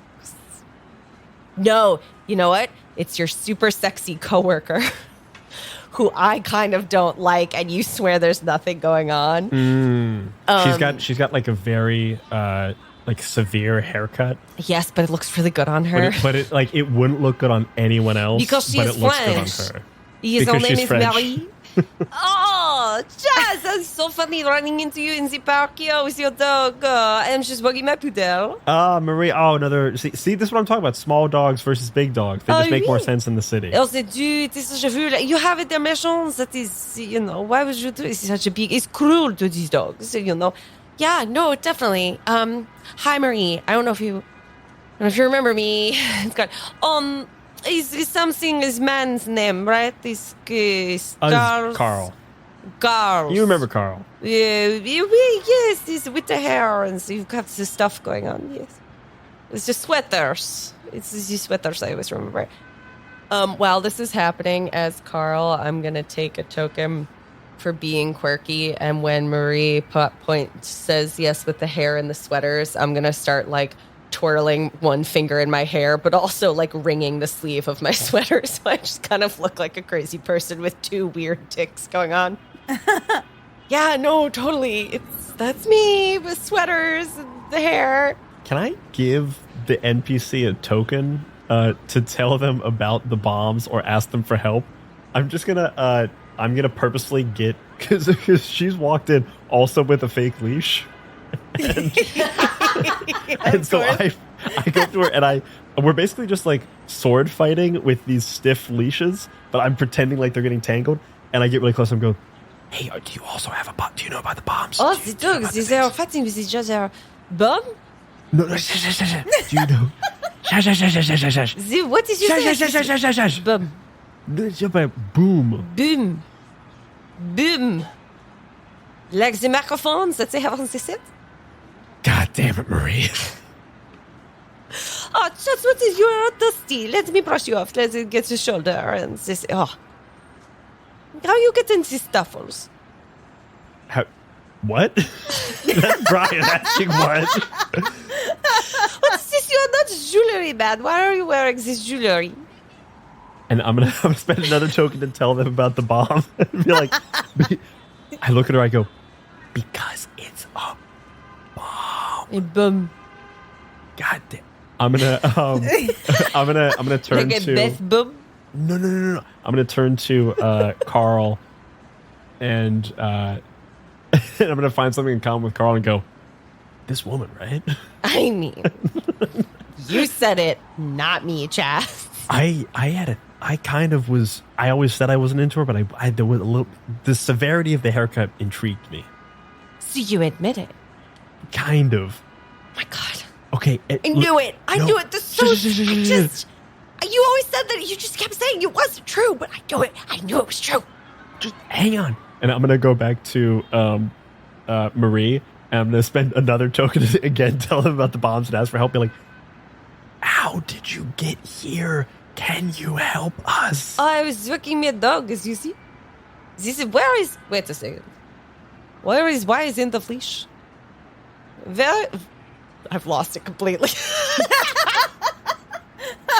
Ooh la la, what is the dog? Once an NPC is given 3 tokens, they get killed by the villain right before saving the leads.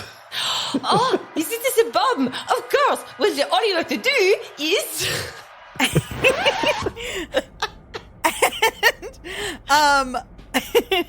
So Freddie Prinze Jr.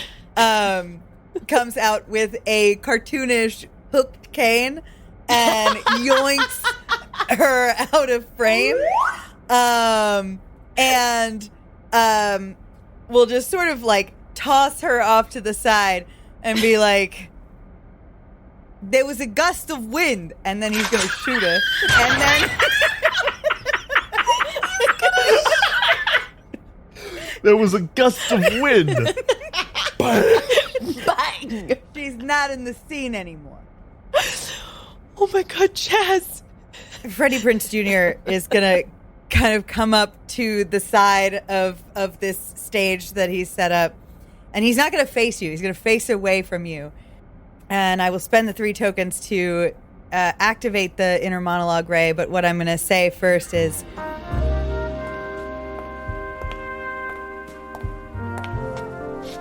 these 2 lovebirds, they don't seem to be on the right track. They're distracted. They're annoyed with one another. They barely communicate.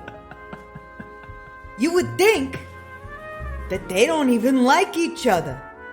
You would think that they'll never end up together.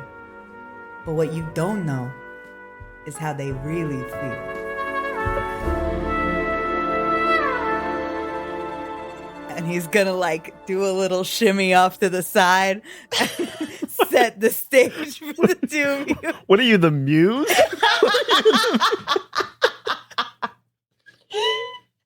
Sing to me of the rom-com muse. And I'm also gonna The story gain a of twists token and back. turns. Oh no, I'm not gonna get a token back. that's the Never end of mind. the scene. That's That's the end it. of the scene, damn it! Freddie Prinze Jr. is terrifying. I do love coming out like a Muse in a Greek play. I half expected you to say like, what's that from Romeo and Juliet? 2 lovers, each from, I don't know the monologue, but 2 households, both alike Yes, in they're dignity, both and alike fair in Verona dignity. where we lay our scene. From ancient grudge break to new mutiny. Oh God. Colin Chaz, both alike in dignity. So I kind of took you guys through the first scene break. Do you feel like you guys can kind of take yourselves through the remaining scene breaks and just check with me if you need any clarifications? Hell yeah. All right. Yeah. Cool. Take it away. That is the end of Act 1. We're moving into Act 2 next. I feel like Act 1, I was so on point of like, all right, let's get that love track filled. Love, love, love. Here's a little And bit of then freedom, we- freedom. And then Scene- did none of it. Scene 2, we sort of lost a little bit. All right. For leads, we will fill at most 3 spots on the love track based on if any of the following. You said the words "I love you" and meant it. We didn't do either. We shared prolonged eye contact, and it made our hearts race. We did share eye contact when Marie was being really annoying, and you shared a moment with me All right, I'll where take you were that. like, okay, this bitch. This bitch. This bitch. I don't think it made my heart race. But, I would hope not. you shared consensual physical contact. That was mostly the dogs who got that. not Yeah, us. the dogs. The dogs are in love. The dogs are in love. Mm-hmm. The fake. The fake leads. Oh man. Okay, and then fill at most 3 on the freedom track for each of the following that occurred in the scene. You hid something from the villain for 1 spot, and 2 spots if it aided the other lead. Oh yeah. We kind of hid that we were trying to disarm the bomb. It definitely didn't work. I think you hid something from the villain, so you would get 1. I'll take 1. But I just sort of let Marie do her thing. Number 2 is you forced the villain to intervene directly, and they failed to stop you. 1 point if they intervened directly, 2 points if you failed to stop you. They definitely intervened directly. They Yeah. did not fail to stop us. So we got one more on the freedom track each. Use the secrets boom, which we have not used. We haven't done that yet. I gotta use the secrets boom. Gotta use it.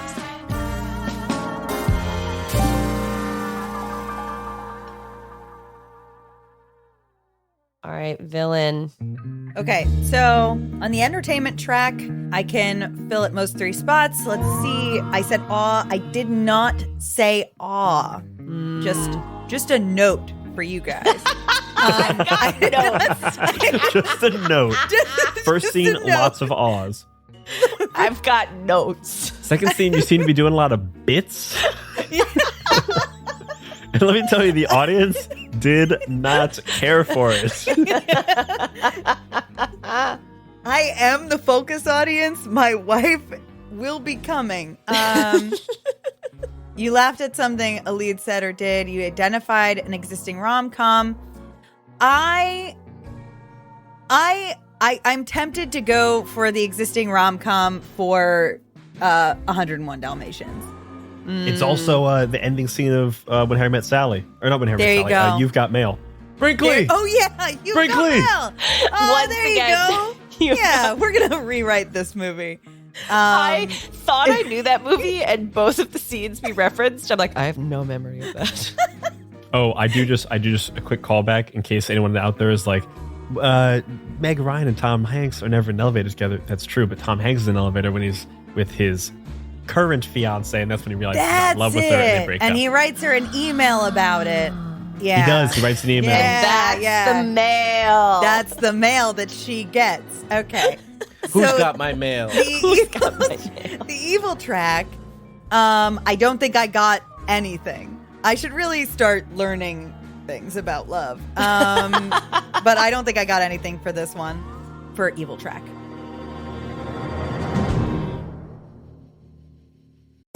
The Details of Our Escape is a new tabletop role-playing game from award-winning publisher Possible Worlds Games. It's a creative collaboration between game designer Tyler Crumrine, comics artist Linnea Stirta, and multidisciplinary author Renee Gladman. It is 1 part rulebook, 1 part art book, and 1 part speculative fiction. Played with dominoes instead of dice, players control a caravan of over 2,000 people in search of a new home. What they're leaving and what they'll encounter is up to you. Which party members make it to the caravan's final destination, however, is up to fate. The Details of Our Escape is crowdfunding on Kickstarter February 5th through February 29th. Backers during the campaign's first week will receive a $5 discount on print copies of the game. So head on over to bit.ly/detailsof to support this game. That's bit.ly/detailsof.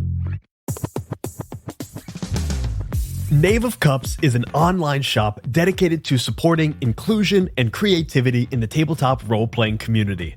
A cross between an indie game store and an oddball gift shop, Knave of Cups carries cards, puzzles, and role-playing and storytelling games from independent artists and creators around the globe.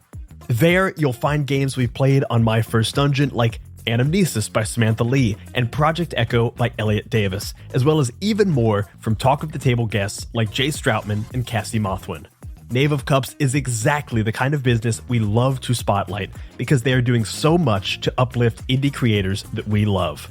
So next time you're looking for a great game from an independent creator, go to knaveofcups.com and use the promo code MyFirstDungeon to get $5 off your next order of $25 or more. That's KNAVEOFCUPS.com. Ooh, we got to re-roll our We do. our mood dice. I got Rom. Nice. I got drama. And I got bomb. Okay. I'm going to be bringing a real bad energy to this one. Because the energy you brought so far was so positive. I thought I'd been great. I thought I'd been a really quirky hostage holder, you know? That's I what thought- I feel like I look for, yeah. I thought I was doing a good thing here. I thought we were on the same page. Love. The page of love. Oh, keep in mind we're also on Act 2, so we have different Act 2 moves and booms. Oh, right. Oh, Actually, let me yes. take a look at that. So rather than reminding you that we're just friends, I now push you away. Oh no. And I can spend a token to, instead of ask someone how I look, I can see you in a different light. I'll take my glasses off.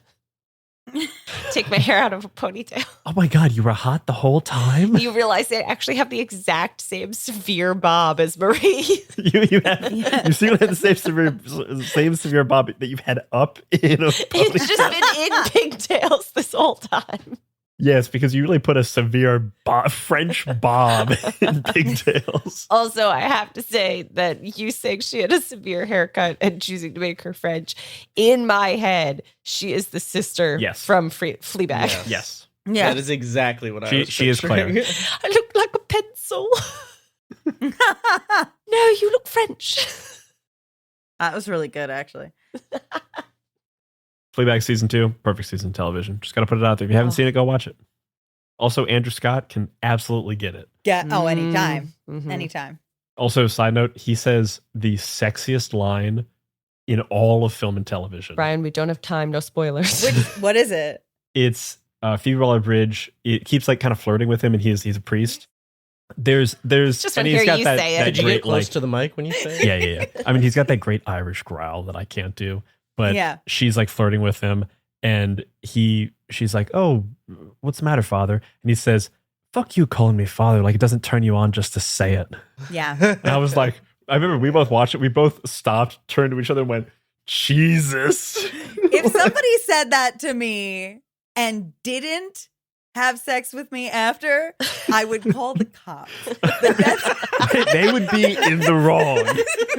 That's fucking deranged to do that. I would call the cops. Abby and I on the couch both looked at each other, went, "Whoa," and both crossed our legs in unison.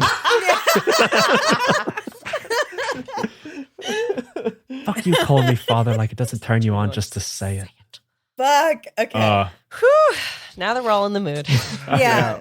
So next scene's about to get horny. Yeah, which is interesting because the bomb tick for this mood that I'm in means that I'm going to gain tokens by getting impatient with you guys. So anytime I get impatient with you, I will be taking a token. Oh dear. For Freddie Prinze, I'm just imagining like, make it sexier. Just like hits a button. All right. So, all right. At the end of the last scene, I did hit you with the inner monologue, Ray. Yes. Oh, God, I don't know what has happened to me with this character. But so to set this next scene.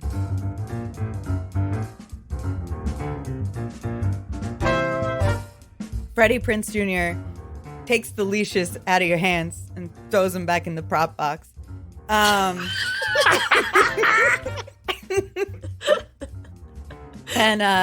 he has, I think there's a stagehand that he hired on TaskRabbit that he comes over to roll out 2 new plywood boxes, right? And they each like fit just one of you, and you're each gonna be side by side in these 2 separate boxes with one lamp above each of you, and it's and you're okay, and you're side by side. As we're getting loaded in, Taking off a card play. as we're getting loaded in, the PA or whatever comes over to me and goes, "Hey, listen, I'm sorry, but like this counts for my union hours, and I'm so close to my health insurance." So, Yes, exactly. I get it. It's fine. Okay. All right. So these look like, I get it, they look like empty little rooms, but they're not. They're your mind palace. That's where you...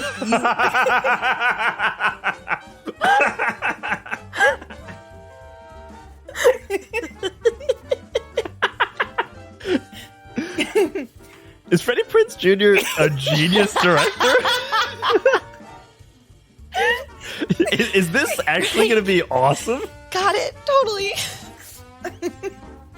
Wait, this might be great for our careers. Chaz, focus up. Sorry. I gotta get inside the heads of you two. We gotta find out what's really going on and how you both really feel about each other. And he's gonna back away slowly and sit in his viewing chair. With the ray activated, I just I think, okay, I'm not getting a lot of direction here. And then that gets broadcast over top really loud. I go, oh shit. Both out loud and at the same time it comes over top. Okay, don't think about anything sexy or anything weird, because that'll make... And then all that gets broadcast as well. Just like, okay, quiet your mind. Okay. Chaz, I think, especially because it's all just going to get broadcast anyway, that we need to talk about you and Marie. And then you're going to hear her internal voice over the top being like, He said that he always told me that he wasn't into it, but then he just told me that he was intrigued by her haircut. And like, who even is he if he's not telling me the truth about these things? I'm going to spend one token to focus the conversation myself and go, no, listen, we don't need to talk about that. We should talk. And then I just come over top and goes, I don't know what to say. She's like really hot and the haircut really intrigued me. I've never been with a French woman before. And like, it was a lot. She kind of like was kind of superior, but not in a way that would get me in trouble at work. So like, I don't know. And I'm going to immediately also spend one to, because of the actual lighting situation in here, see Carl in a different light. I think also when you say like, I've never been with a French woman and I don't know the power dynamic sort of a thing, you hear just through the mind ray Carl being like, No, I mean, I guess I get that of the whole like weird power dynamic thing and like seeing someone at work and being like, this is sexy, but really only because you're at work. And I'm going to take a token for having something in common with the other lead. I'm also going to take a token for having something in common lead. Whatever I just said. So in Act 2, I get to gain a token when I push you away. So I'm just going to be like, listen, let's not talk about Marie. And I really don't want to talk about Marie. And then over top it comes, Jesus, can you just leave it alone? And I just kind of go, both me and the voice in my head goes, I'm going to gain one token for holding back obvious tears and just go, oh, yep, no, yep, yeah. Avoiding your feelings is not what we're here to do. Right. Yeah, okay. So, Mind Palace. I'm going to gain a token for showing that I remember something that you love. And I'm going to do... I hear that your voice is getting choked up, and I'm like... you hear my inner monologue voice just go, oh, shit, you got to do the thing. And then I start doing... Tweedledee without Tweedledum. Thing 1 without thing 2. Put them together, and what do? You get Tweedledee and thing 2.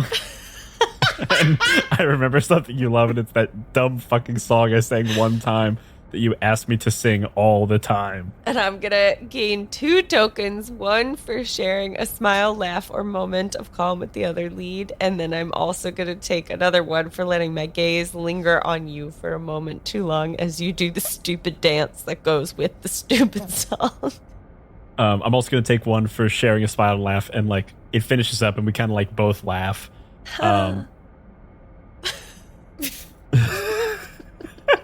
A real natural laugh.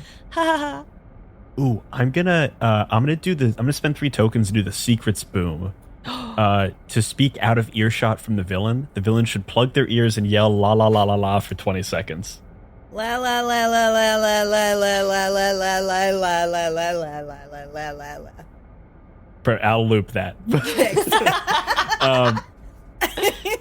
I'm just gonna kind of like lean through, like as we're laughing, I'm gonna lean through the slats I'm gonna like kind of lean forward, and kind of get in real close and go, hey, listen, we're gonna learn a lot about each other. Because the mind thing, I just want you to know that I really care about you, and whatever I may be thinking in my head is not what I actually, like, it is what I actually think, but it's not what I actually think, and I don't mean for it to be hurtful, but no one should have this kind of access to each other's minds. Okay, so I think that... But it's not just anyone, it's us, Jazz. I know, but I just want you to remember that like what I'm saying is what I actually mean, and what I'm thinking in the instant is just like kind of base thought, and once that's all processed, that's what I really feel. You know what I mean? Okay. I'm saying there's animal instinct thoughts, and those aren't really me. Those are just things that come out of me. That's pure id. No one should be exposed to each other's pure id. Right. No, totally. And then I'm going to gain a token for focusing on something other than them. And you just hear the internal thoughts going, Id. I feel like I know what that is.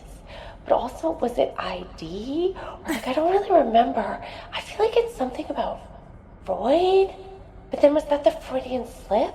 Remember that girl who was at the Halloween party that one time and that was her costume and it felt like really clever and all the guys there were like, oh, how sexy, how fun. And I was like, I don't get it. I'm gonna gain a tick because I find something in common with the other lead. That it is true. We should not be exposed to each other's id. I just point up and go, see? Yeah. I think I'm listening again. It has been yes, yeah. Oh yeah. Okay. I'm going to spend 2 tokens to create another NPC. And I'm going to roll. Their mood is 1 Rom. And it's going to be the guy from the auto body shop who does the paint jobs. Great. Who is going to come into the room. What, did we already give him a name? No. It's Pete.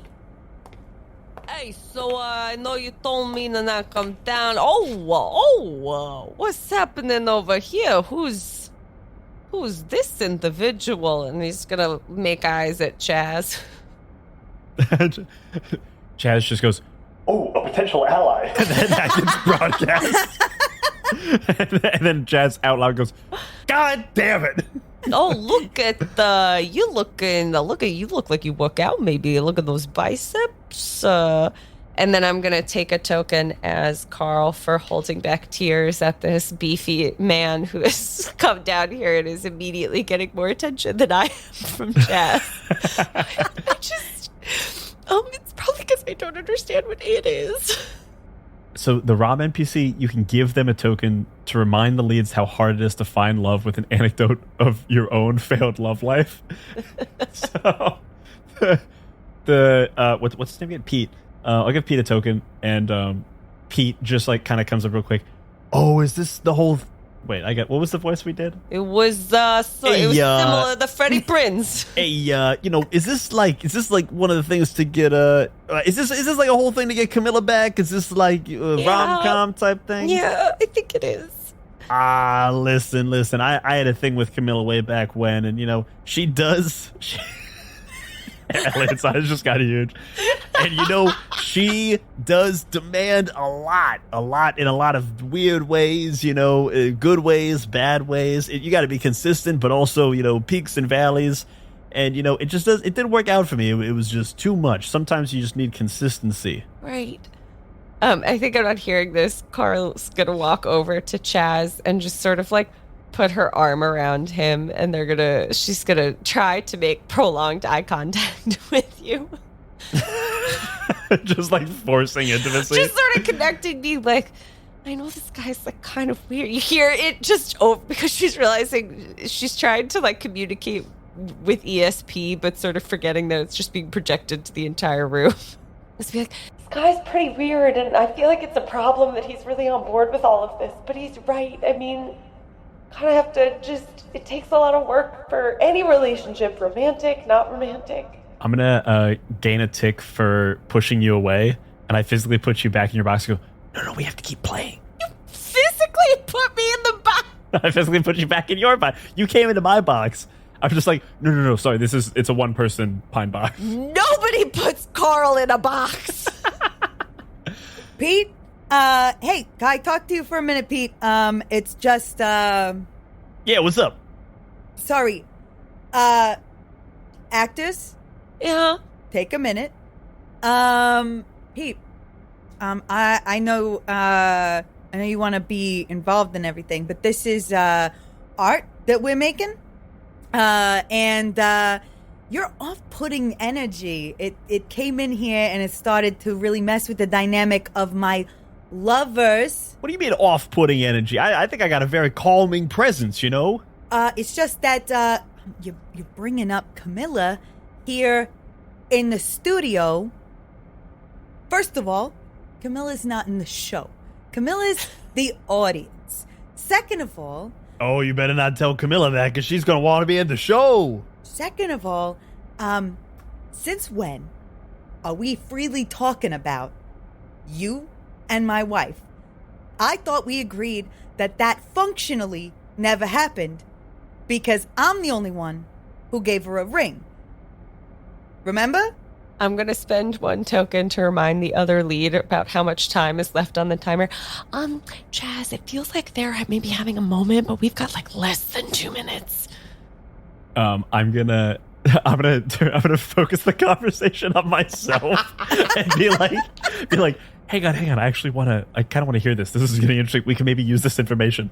I'm going to then spend another token to see you in a different light. And I'm really concerned about the fact that you are not concerned about the bombs that are on our chest. And I'm wondering, do I really even know him? Pete, Camilla and I, we've got something that you two would have never had, never did have, and never will have. And, Pete, I think I should remind you that, while I like you and I like the paint work that you do, I do, as we've established, know how to make bombs. And I'm going to spend 3 tokens to erase an NPC with narrative expediency satellite beam. And be like, and I have a spare key to your house. So... You just see Carl. You just see Pete goes. Well, that was a thinly veiled threat. I think I'm gonna get out of here. Now I'm southern. I'm gonna gain another token for obviously holding back tears. Oh my god, we are definitely gonna die here. Holy shit! There's so many bombs. In the last 10 seconds of this round, I'm gonna spend 3 tokens to do the Rom Boom to make consensual physical contact and fill 1 spot on your love track. And I'm just gonna come in and just give you a big comforting hug. Aww. Be like, no, we're figuring it out. We'll figure it out. We're playing the game. That's all we gotta do. We just gotta keep playing the game. That is the scene. Beautiful. Cool. You guys feel good? Feeling good. Yar. Feeling groovy. Feeling jazzy. I'm not feeling Jazzy? groovy, We're but making jazz. We're making Feeling good. beautiful I'm really, jazz. really loving all of these characters. This is very fun. It's incredibly funny. All right. I'll leave it to you guys to take it through the scene in betweens. And we'll that's get right. into the yes, next scene. I played into a couple of them this time. Yes, I kind of forced 2. Forced 2 of them. Okay, so for the lead tracks, fill in those 3 slots for the love track based on if the following occurred in the scene. You said the words "I love you" for 1 spot and meant it for 2. We didn't do either. We didn't do that. Shared prolonged eye contact for 1 spot, and it made your heart race for 2 spots. I forced us to. Did you? I don't remember if you actually told me if you complied with my forced prolonged eye contact. I think we got some prolonged eye contact there at the very end when I kind of grabbed you and hugged you. So I'll take 1. I will also take 1. We did share consensual physical contact right at the end there. Kind of got right a double. at the Kind end of got a there. 2 for 1 out of that ending. You know I did. Oh my god. That came out weird. Damn. That came out great. It wasn't the mood. Guess I'm better than I thought. It wasn't. Oh, dab. Brian dabbed, listeners. He dabbed. We don't like the dab. All right. Well, I did so good that the dab didn't ruin everything. It just made it okay. Yeah. just made it okay. Fill at most 3 spots on the freedom track for each of the following that occurred. You hid something from the villain, 1 that aided the other lead, 2. I don't think we hid it. Oh, well, we had a We used the secrets conversation. boom, but that's I would count that. I think the secrets boom is the third is thing. its own thing. Yeah. Okay, so we use the secrets boom, and You forced the villain to intervene directly, and they failed to stop you. We again forced them to remove the NPC. Yeah. Yes, That's true. You did force me to intervene. Yes. It did it fail to stop us? I think actually it forced us to sort of lean further into the Rom of the com. Ah. Yeah, I'd say we get 1 point for it. I would give us one. Yeah. All right, that's our freedom And then track. we use the secrets boom. Yes. I guess And you I use get the that point. I don't think you do. Right. Ooh. Oh, well, then I have to erase a Because this is asymmetrical.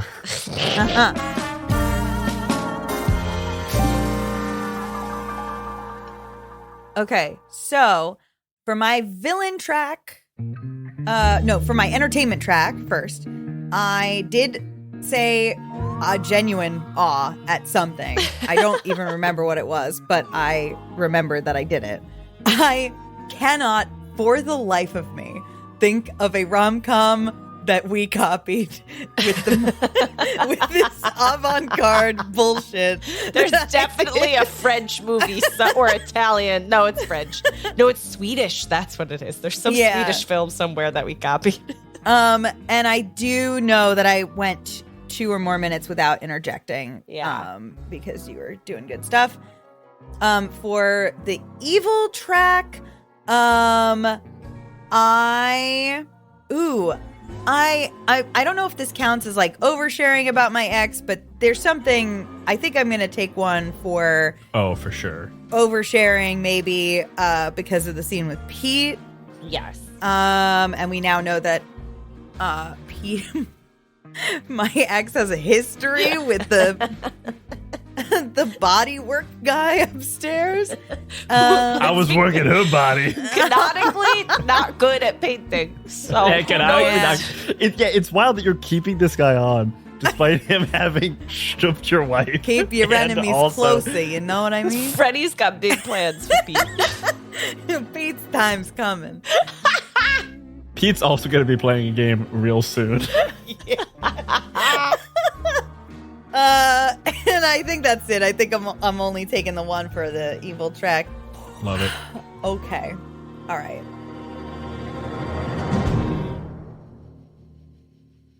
Oh, right. We got to roll our. Oh, yeah. Roll our mood. Roll our mood for this dice. one. Come on, give me. Ooh, okay. I got 1 again. I got bomb, baby. I got calm. Which means for me that I gain token anytime I inappropriately relate one of the leads to my ex, Camilla. Okay. All right. I had a direction that I was going to take this in, and I'm changing it.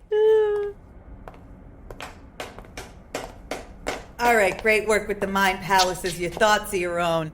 And I'm going to take you out of your boxes, and a couple of the PAs come out and take those off. Also from the Past union Rabbit. workers. Yeah, and I'm a union guy. You don't think I'm a union guy? The PA's just whispering, The rates are really good. Oh, okay. Oh, good. And the crafty is solid. It's not the best crafty, but it's solid. That means a lot. Nice. Nice. I'm very happy for you guys. They roll the mind palaces away, and they bring on a dining set, a table with 2 chairs, and they like drape a little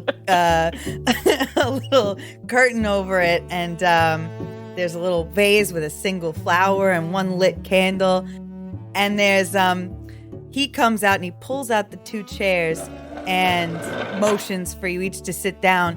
There's 2 name tags on the table that say Freddie Prinz and Camilla on them, but he takes those off and puts those in his pocket. This is what one of the PAs goes, I'm so sorry. I got the scene order wrong. I misunderstood the direction. No, it's okay. It's okay. That's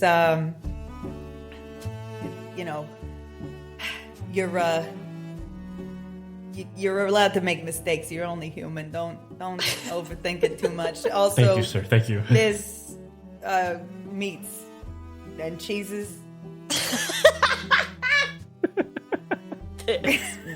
Over there, you're fine. And he clutches the name tags just a little too long. But he has you sit in the chairs assigned. Carl, you're gonna sit where Camilla's name tag was. Okay. And Chaz, you can sit where my name tag was. It's no big deal or anything. Anyway, please, you're at dinner. It could be anything. Could be a date. Could be a wedding. Could be maybe you wanna talk about a funny thing that happened to you. Could be that it was a blind date and you didn't realize it was each other. But you figure you'll go through with it anyway. I'm just riffing here. I don't want to step on your creative toes. You come up with whatever you want. All right? Please.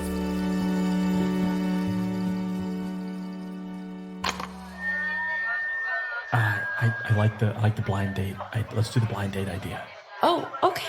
Or do you want to do something else? No, that's okay. We can do that. Sure. Okay. It's you. Oh my God! It's you. This Who is would who would have known? Guessed it. Crazy. Oh. I mean, I guess we're here though. We're both hungry. We could sit and eat. And I've been trying to get a reservation at this place for a month. Yes, that sounds like something you would do. And So. I want to game token for sharing a smile, laugh, or moment of calm with the other lead. Yes, we're both just playing along. I will also take a tick. Great. So Chaz, Carl. how did, just like out of curiosity, how did your friend describe me as a blind date? Like when they were talking about me and what they liked about me and what they thought that you would like about me, if we were just gonna talk about that maybe as a thing, I'm going to gain a token to show I remember something that they love. I'm going to say, he kept telling me you're a really snappy dresser and that you really express yourself with your clothes, but in like a fun way, in a way that like feels aspirational. When you see someone who dresses really well and it feels like they're really comfortable in their own skin, it's like, oh wow, they can do it. Maybe I can do it. Like, it's one of those people where you see them dress and you're like, oh, I guess I could try tomorrow. I could try. Carl's not going to say anything, but her eyes are going to linger on you on your eyes for a little long as she sort of she didn't expect this and is overwhelmed by the fact that you are saying something really sweet and lovely to her. You really? Yeah. Do you think I make people want to try? I mean, that's why I bought the cardigan last year. I was never a cardigan guy, but then you wore the cardigan and it like you did it with just the kind of the Oxford shirt underneath. It was kind of like the half tuck thing. Yeah. And I was like, I couldn't do that. But I was like, well, why don't I try? It's called a French tuck. And I'm going to take another tick for, again, gazing into your face just for too obviously sort of mouth half open, being like, ah. And I'm going to take another tick for focusing the conversation on myself. And yeah, and I looked really good in it. And like now I'm a cardigan guy because of that. That's why I got all my cardigans. That's why I keep asking for more cardigans for all my birthdays and stuff. Right. Cardigans. It was because of you. And I'm going to reach across the table and like gently grab your hand and spend 3 tokens to make physical contact and fill 1 spot on your love track. Oh my God. That's what Camilla's been trying to say to me this whole time. She wants me to put in this effort. She wants me to try because, just like you said, you make people try. She does make people try, and I don't try. Well, I'm trying now.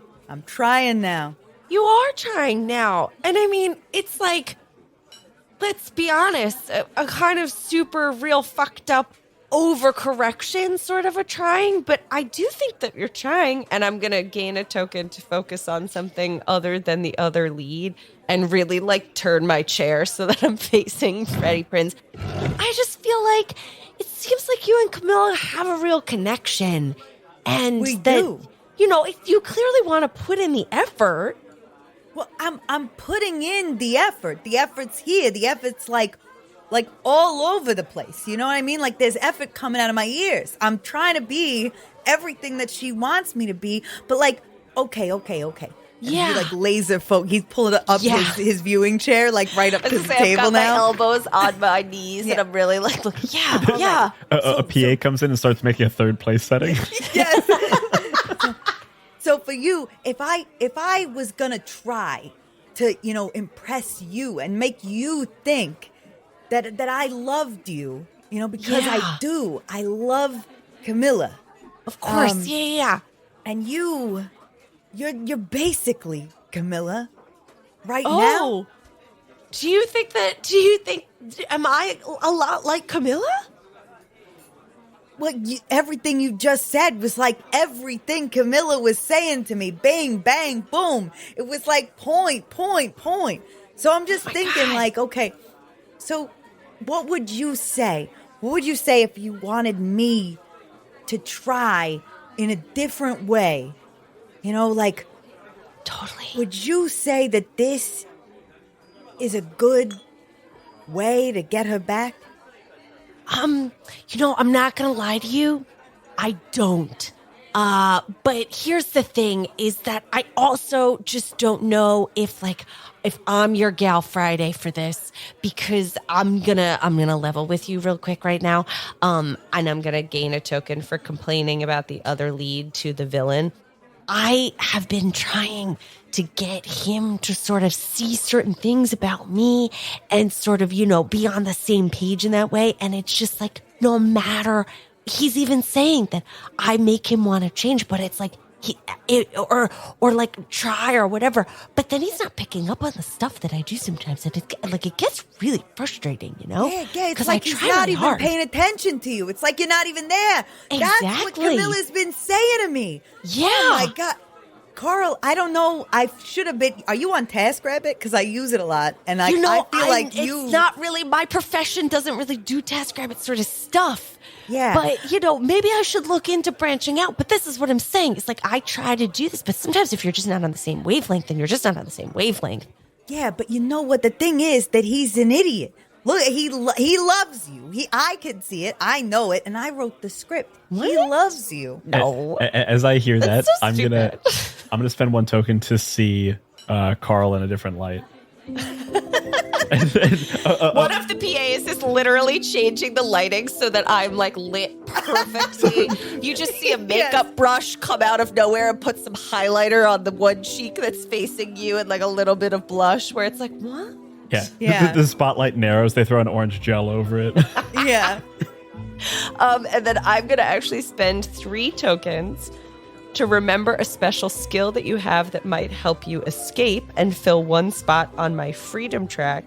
And I am going to remember sort of in more detail all of the different times that I did try to convince Chaz of different things and talk you through and like maybe get you to see things in a new light. And I'm like, oh my, internally, Carl's like, oh my God, I have the ability to like get people to see things. Maybe I can get Mr. Junior here to see that this is not a good plan and that Camilla's not gonna like this when she finds out about it. All right. Look, hold on. Everything you're saying, it's making so much sense to me, Carl. Yes. And I feel like I'm on the precipice of an epiphany, you know? So hold on. And he snaps his fingers and the PAs come out and they take the restaurant style table and they bring out, you wouldn't know this, but it's Freddie Prinze Jr. and Camilla's home kitchen table. And he puts it in between you two And he says, all right, what should I do? Show me what I should do on each other. Like, well, how should this go? Oh, He's going to sit back, and this time he pulls out a notebook, and he's got a pen.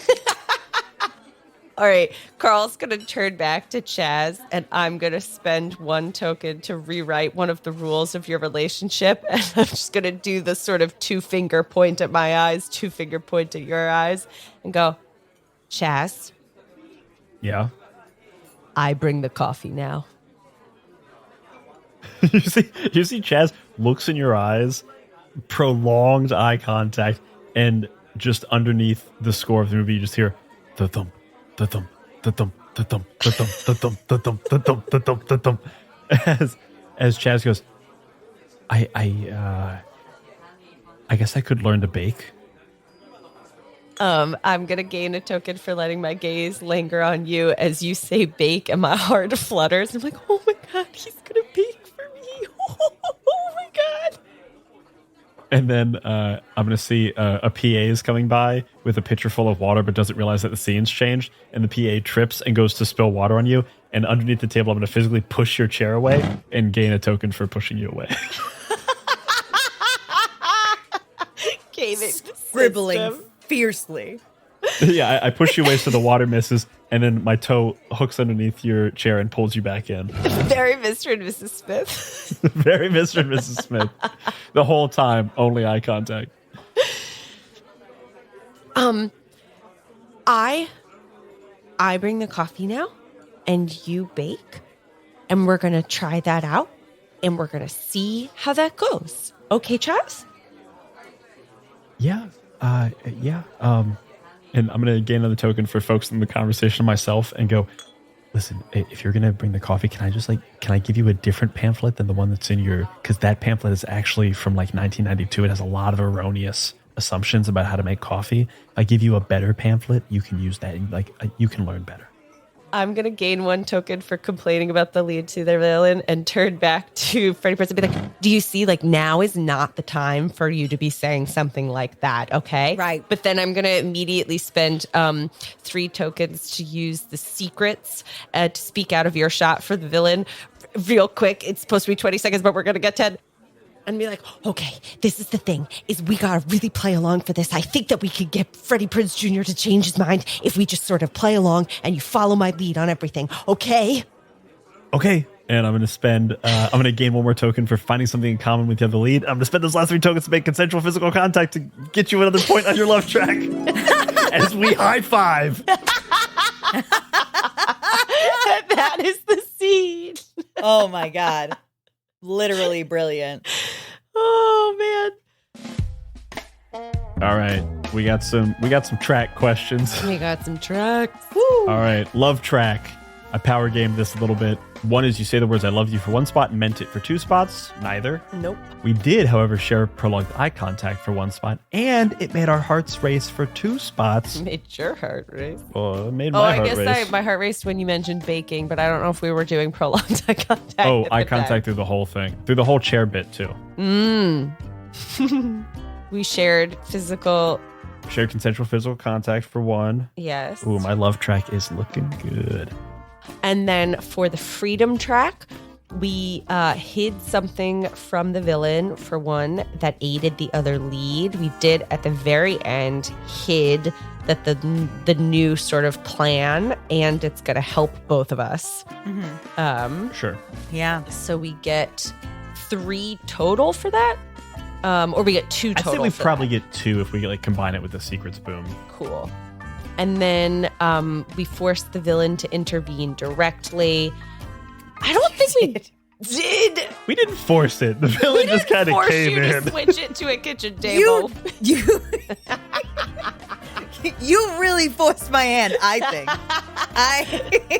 You really forced my perspective. Hey, if you think it, we'll take it. I think so. We did use the secrets, or I used the secret spoon, because if you will recall, this game is asymmetrical.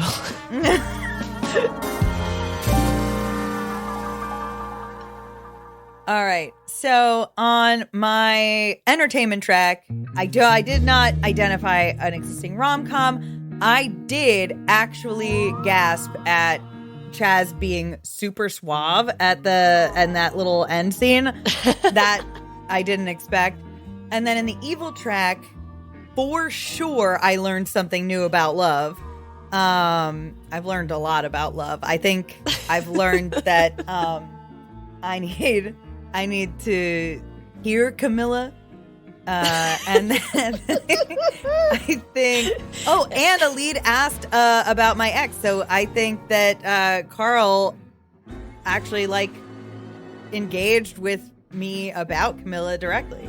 That's true. I asked about your relationship. And you reminded me of Camilla. So I'm taking all three on the evil track this time. Yes. Hell yeah. I love it. Wow, this is Act 3 though. We're in Act Moving to Act 3. Okay. So we gotta roll our guys. Okay, I got another one. I'm rolling it again. I want something else. Okay, love that. Yeah, I got a 4. Bomb. Yes, I rolled 3 for drama, which means I gain a token every time I get sad and cry about my ex. I also got drama. Yay. Bring the drama. What's everybody's can I know what everybody's Act 3 moves are? Oh, yeah.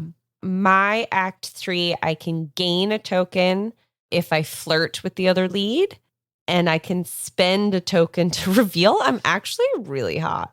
And I gain a token. I gain a token if I'm gentle with the other lead, and I can spend a token to admit that I'm wrong. I am not getting a good admits that he's wrong vibe from Chaz. Which, It gotta feels be honest, really out of character for I've got to Chaz. be wrong, and she gets to be hot. Come on. Yeah. That's the rules of relationships. That is. One of them is wrong, and one of them is is hot. hot. Seems like one person's really winning in that. No, I don't think so.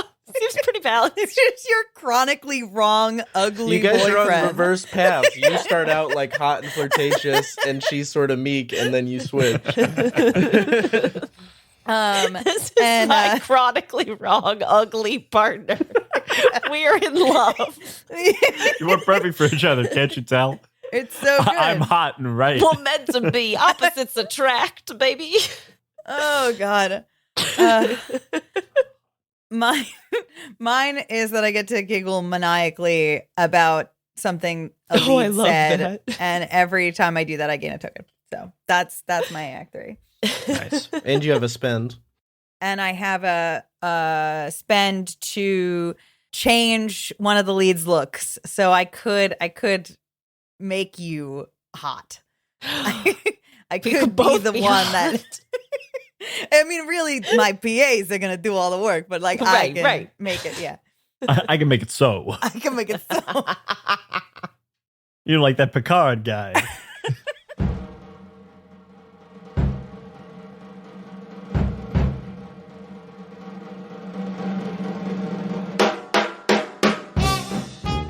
Don't worry, don't go anywhere. Not like you can. Me and my staff here, this is a big set piece, and we're gonna roll in a whole ass couch into the studio. And Chaz, I'm gonna need you to lay on this couch. I'm gonna lay you down here. Yeah. Yeah. Are we doing like a shrink thing?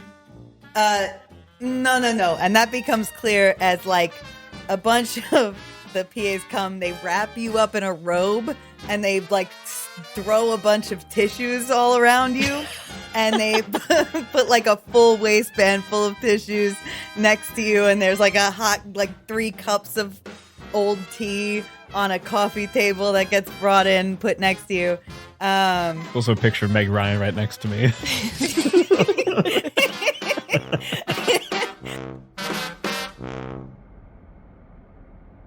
Freddie Prinze is gonna take Carl and gonna put you in a I didn't have time to make the whole door. It's just a frame, but Right. just That's okay. yeah, just knock on the thing, he's sick. And because of that, he's more willing to be vulnerable. And you could like see him be vulnerable. You know what I mean? So like smart. Yeah. Here, you're just as a friend, right? Just bringing him, and he like shoves like a bottle of NyQuil and like a store-bought container of soup. By the way, that's real. That's my ma's. You're gonna want to have that later. Okay. If you survive this, it's gonna make you feel great. Okay, I hope so. Fingers crossed. Oh, me too. And he's gonna back up and hit his viewing chair. Me too is so fucked up for the captor to say. Me too. I'm rooting for you, guy.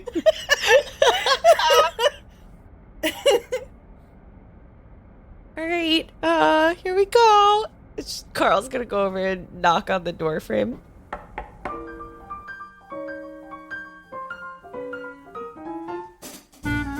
A PA comes over, and I'm about to say something, and PA comes over, sprays my face with water to make me look sick, and then also sprays like light pepper spray in my mouth so that I am coughing uncontrollably. And I'm like, yes, come in. Oh my god, are you like legitimate? Like, are you okay? What was that spray?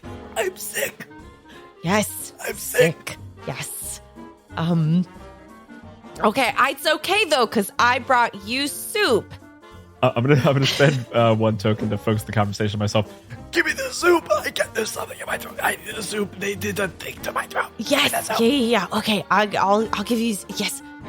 I'll peel the top off and give you the soup. But as you're drinking it, I feel like Carl's like, well, also though, apparently, like if it's, I heard it's really good. So if I could just like have a little, like, don't drink the whole thing. That's no, that's fine. That's fine. Yeah. Yep. Cool.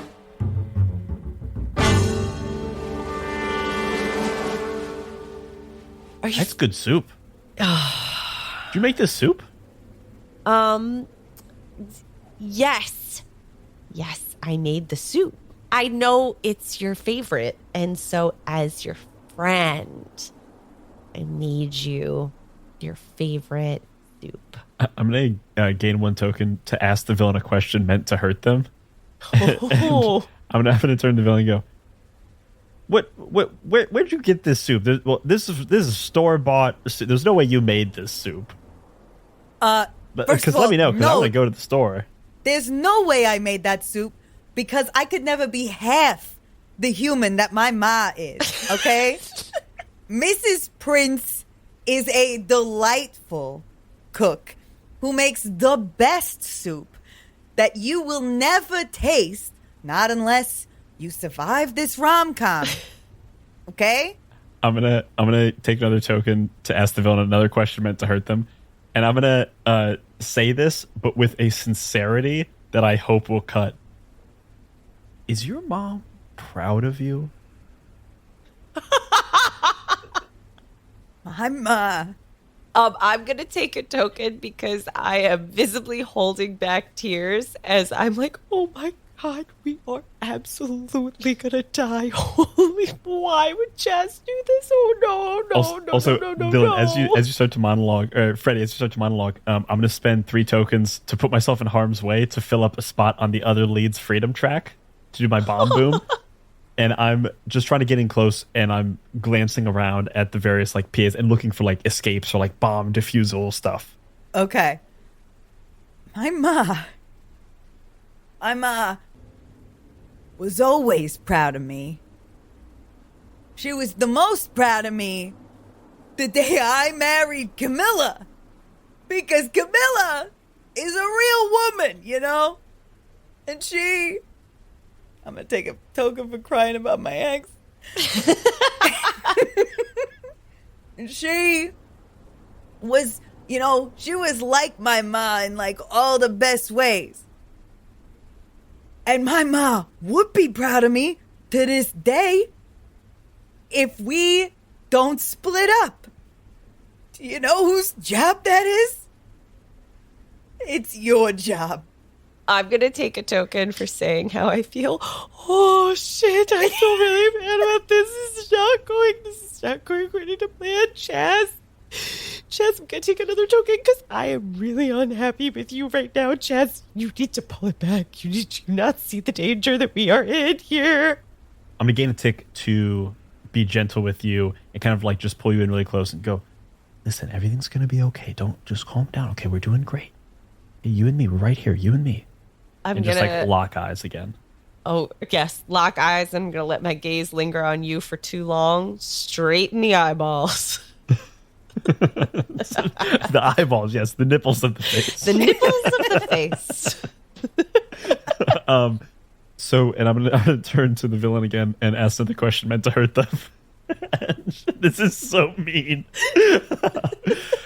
And I'm just going to make it kind of genuine and be like, so your value to your mother was kind of pinched on how well you married? And I'm going to take another token for obviously crying and just going, no. And I'm going to ask another question meant to hurt them. Are you sure your mother is a good person? And I'm gonna spend all 3 tokens again to put myself in harm's way to fill another spot on your freedom track, Abby. On my freedom track? Yeah. Now, Freddie Prinze has fully come into the living room scene now. And he's standing over you and your pretendly sick body. And he is, look, my ma is one of the best human beings on the planet. And yeah, she saw a lot of value in the fact that I married the most beautiful and wonderful and perfect woman on the planet Earth. And wouldn't you be proud? Wouldn't you be proud? Wouldn't your ma be proud if you married someone beautiful and funny and charming who dresses good and cooks good and wants to make a good family for you? Is that so bad that my ma was proud of me for that? My ma is a good person, and so is Camilla, and I lost them both. And I'm going to take another to cry about my ex. I'm going to spend 1 token to, as the language says, reveal you're actually hot, as Carl begins to have a panic attack and sweat too much and begins removing layers because she is overheating. And you say, wouldn't your mom be proud if you married someone like beautiful who can cook? And I'm going to share a smile. I'm going to gain a tick to share a smile with Carl, who's also undressing. So I'm going to, I don't have a tick to just like be like, whoa. but that's what I'm doing. I want to fill in another question meant to hurt them. I'm going to get another bomb tick and say, actually, you know what I'm going to do? I'm going to stand up and give like a small, like kind of put my hand on the small of your back, Carl, and kind of like pull you in closer and go, and gain a token for being gentle with you. And I'm going to turn to villain to ask a question meant to hurt them. And I'm going to say, don't you think you deserve better? And then I'm going to spend 3 tokens to take another spot on your freedom track, Carl, to put myself in harm's way. Let me ask you a question. Do you think you deserve better? You really think you're too good for this beautiful, stunning creature who is just like Camilla? You think that that's the case? And I would like to use my makeover bot 3.2 to change Carl's look. And I want a PA to come in and bring out the ugliest dress you've ever seen. And the gaudiest set of costume jewelry that you've ever seen in person that clearly belonged to Mrs. Freddie Prinze Jr. and they're gonna kind of like put it on you and pull it over top. Sure, okay, sure. Do you see how beautiful she is? I want to walk up to Carl and I'm going to look at you right in the eyes and then reach behind you to fix the bob necklace. And because the gaudy dress now has like kind of a plunging neckline, I'm like, yeah, let me fix that for you. And I'll gain a tick to be gentle with you as I adjust the bomb to make it more revealing. I'm going to spend 1 token to bring back a previously created NPC and play them to bring Pete back onto set. Oh, Machi, who's this lovely lady over here? Oh, I know, boy, right? Look at that stunner. You know, it reminds me again. Love is the tricky business. And, you know, I'm going to give Pete a token to tell a story about a failed anecdote about their failed love life. It's a real difficult time. You know, it's hard. Love is hard. And even when the person looks beautiful and you tell them they look beautiful, sometimes it don't work out. My girl, Camilla, his girl, Camilla, she used to have a dress just like that. And I told her she looked beautiful all the time. But it wasn't enough. I didn't show her that it was enough. Pete, I told you not to come down here. I told you to stay up there and paint the cars. Yeah, I heard the commotion down here. I had to figure out what was going on, you know? There were bangs and booms. I want to spend a token to take over Pete. I'm going to give you a token to remind the leads how hard love is with an anecdote of your failed love life. You know, I gotta tell you, I've been trying everything to find a girl that was as good for me as Camilla was for me, and as good for me as Camilla was for you. And I'm gonna, because he has 3 tokens, I can spend those 3 tokens from him to take one of the leads aside to give them a motivational speech about letting love in. I'm gonna instead have Pete take Freddie Prinze aside. Yes. And just like put a big beefy arm around your shoulder and like pull you in close and go, listen, Freddie, I gotta tell you, Camilla, a fantastic woman. You couldn't do better if you tried. He's trying to hurt me or something. If you wanted to try, if you want to find someone else, you could do that too. But if you wanted to get Camilla back, you could. I'm so close to going Southern with him. You always are. But my guy, if you wanted Camilla back, I see what you're doing here. And this is exactly the kind of big emotional display that she's been looking to you for. I see the way she looks at you. I'm just going to go Southern now because that's my true thing. My real name is Peter. I go by Pete up here because I'm on the run from someone down south. I knew and let me just tell you. I knew you were a transplant. That's what... I'm Kentucky Fried all the way, but up here, Peter just doesn't work. I gotta be Pete. I knew it the moment I saw you, but you know what? You're right, though. This is exactly what Camilla wanted. This is gonna be huge. She's gonna love it. She's gonna love it. She's gonna love me again. I believe in you. Pete, you're not so bad. That's the scene. Oh my God.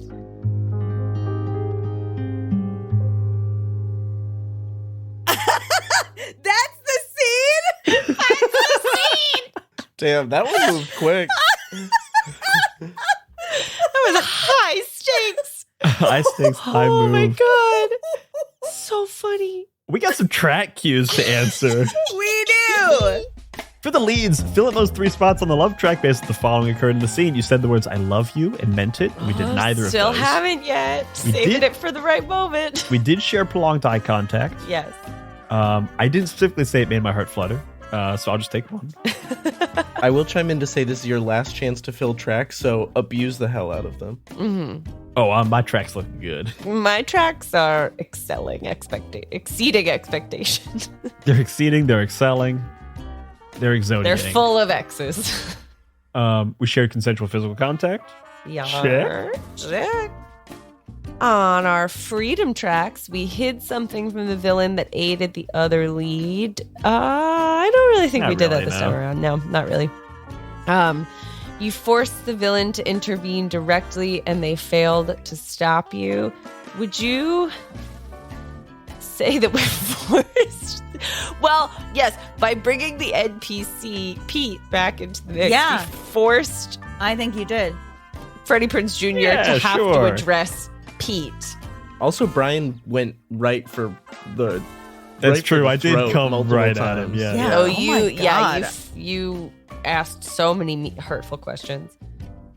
We did not, however, use the secrets boom. I would actually say, Brian, if you wanted to give yourself another spot for they failed to stop you because you continued That's true. to I just kept ask doing it. really You never, mean I'll take it. questions. Yeah, you did. It was a gambit. It was a gamble. I was positioning you just to get to don't you deserve better? Yeah. Deserve better. And for me, the entertainment track, existing rom-com, this was, of course, again, You've Got Mail. Honestly, you don't need another Classic. rom-com. You don't need another. There are others out there, and they're good and they're worthwhile, but you don't need another one. This also got had a little bit of everything. like crazy stupid love. Everybody comes together in a Yes. Yeah. chaotic scene sort of moment. Yes. And I definitely went more than 2 minutes without making a move or interjecting. For my evil track this time, woo boy, we're definitely taking all three. I mean, I was asked 17 questions about my ex in a malicious format. I definitely overshared, and I think I learned something new about love. Oh. So this is wild. These tracks are full, baby. I got a new mood and I had to abuse it. Yeah, and you did. You did.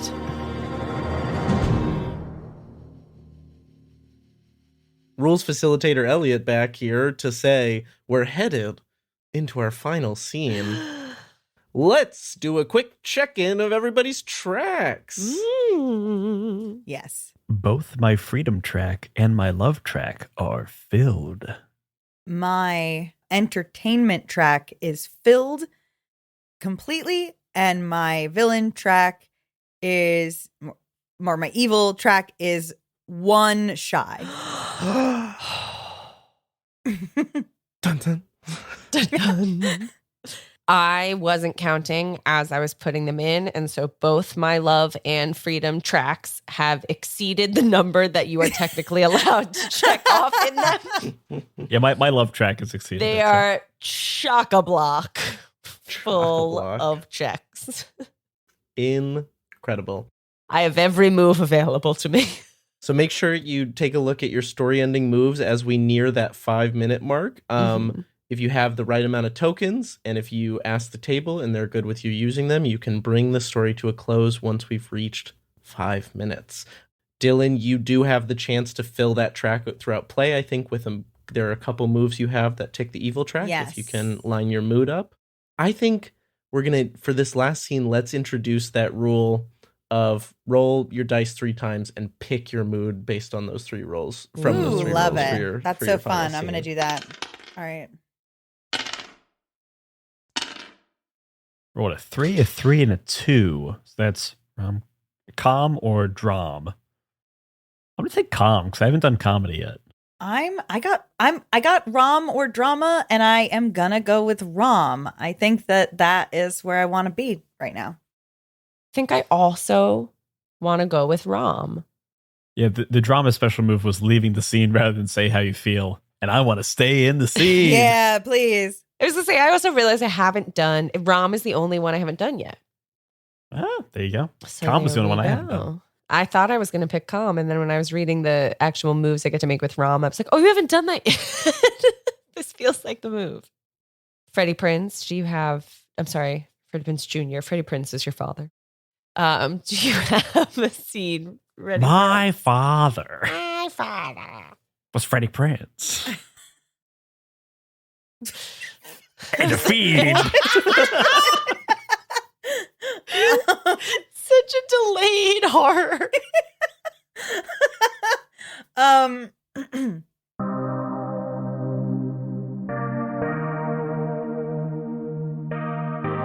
You're both taken to separate rooms with 2 separate PAs. They get you all dressed up. Tux, a glittery gown, jewelry, a nice watch. You got a pocket square and everything. Real nice stuff from my cousin's shop. Going back tomorrow. It's gotta go. It's on loan. Gotta go back It's on to loan. Unless you twos blow up. And then I'll owe him. When you come back out of the room, Freddie Prinze is hidden in the shadows because the room's all dark. And it's just a little lights turn on and there's a little disco ball. And it starts to play some music over what is clearly, audibly, a cassette tape from a million years ago. And the music is playing. And then the PAs all sort of like drop what they're doing and they all start dancing with each other on the dance floor. And there's 2 spotlights on both of you. All the PAs are in their show blacks, but they just add in a white bow tie. That's exactly it, yes. Yep. Carl looks at Chaz from across the room and is going to, right off the bat, gain a tick for sharing a smile or laugh at the situation at hand. I will also gain a tick for that. And I'm going to gain a comedy tick for doing a silly voice that is charming. Go, thing 2.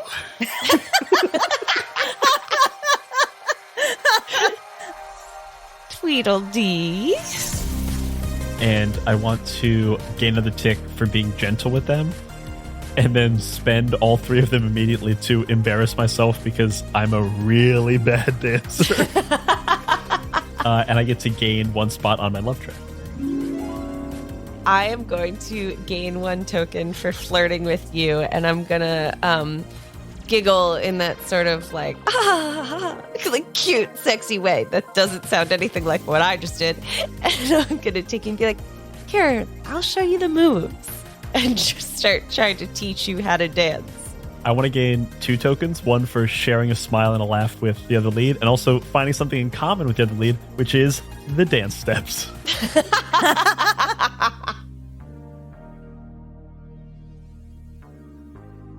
As you start dancing, something you didn't realize, of course, is that Freddie Prinze Jr., you don't realize it until one of the PAs like kind of twirls around you and you see that Freddie Prinze Jr. is dancing with them in the scene.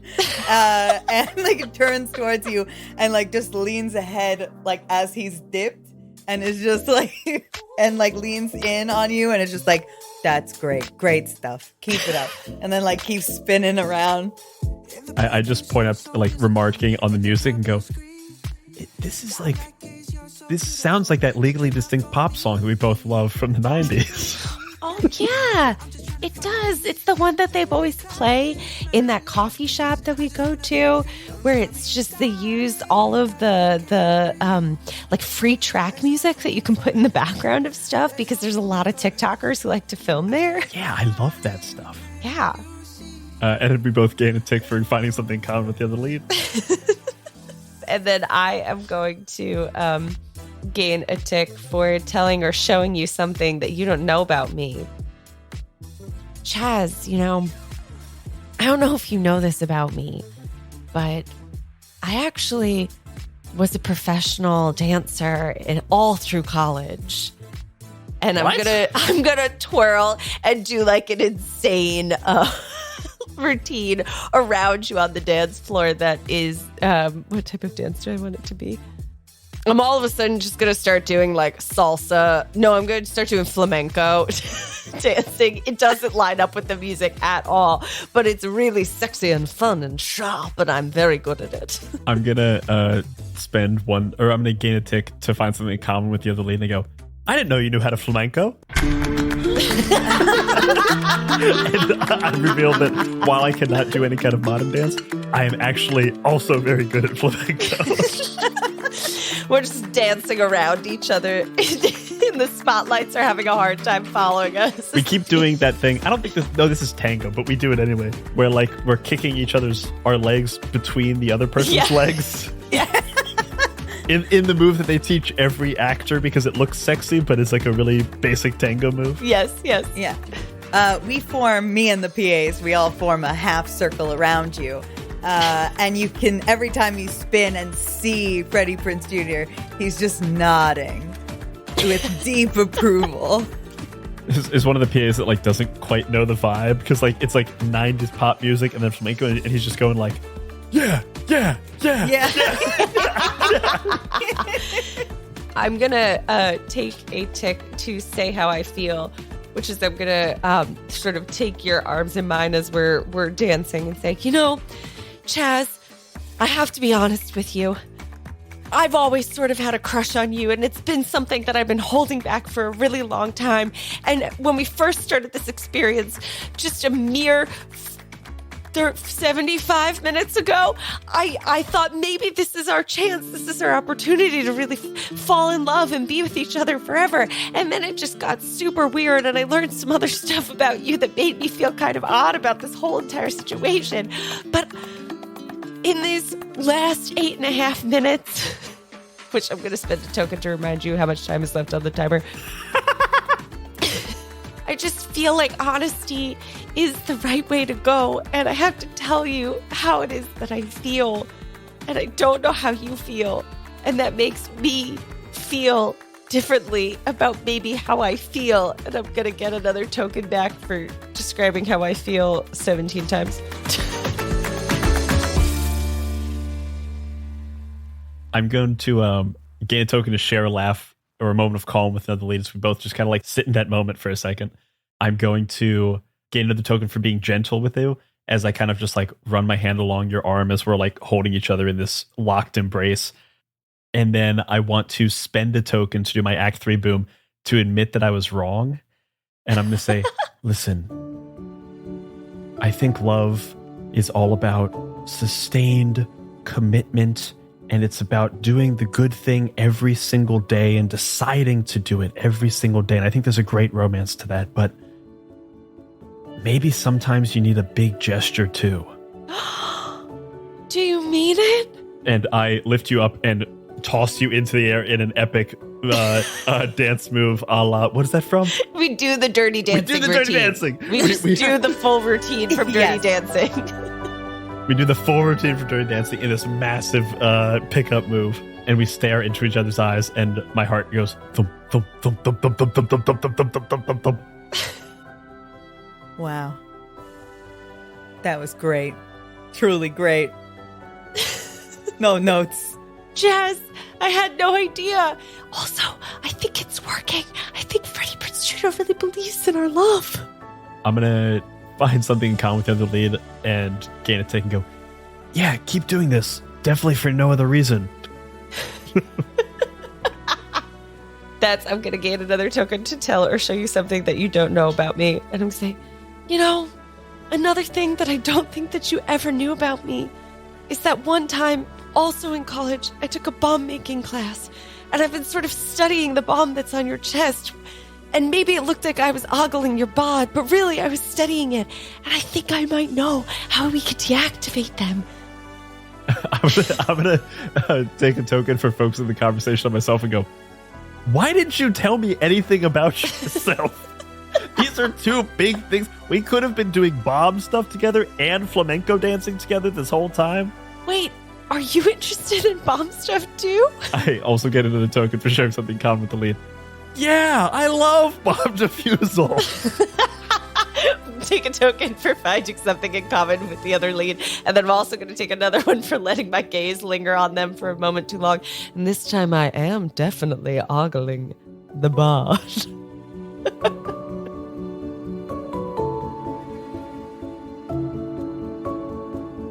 And with 5 minutes left, we have two different ending tracks we could use. So we have a love track. So we could pool 8 tokens between us to give a genuine monologue about realizing you're in love with them. The other lead reciprocates, the bombs deactivate, and we get a happy ending. Or one of us can spend 6 tokens to appeal to the villain with a monologue about how friendship is more important than romantic love. And I think you might have a slightly different freedom. I have a slightly different freedom track. Brian, do you want to do love or freedom? I want to do love. Aww. I do too, because I want Freddie Prinze and Camilla to get together. Dylan, because you have different I do. final tracks. So now, please forgive me for what I'm about to say.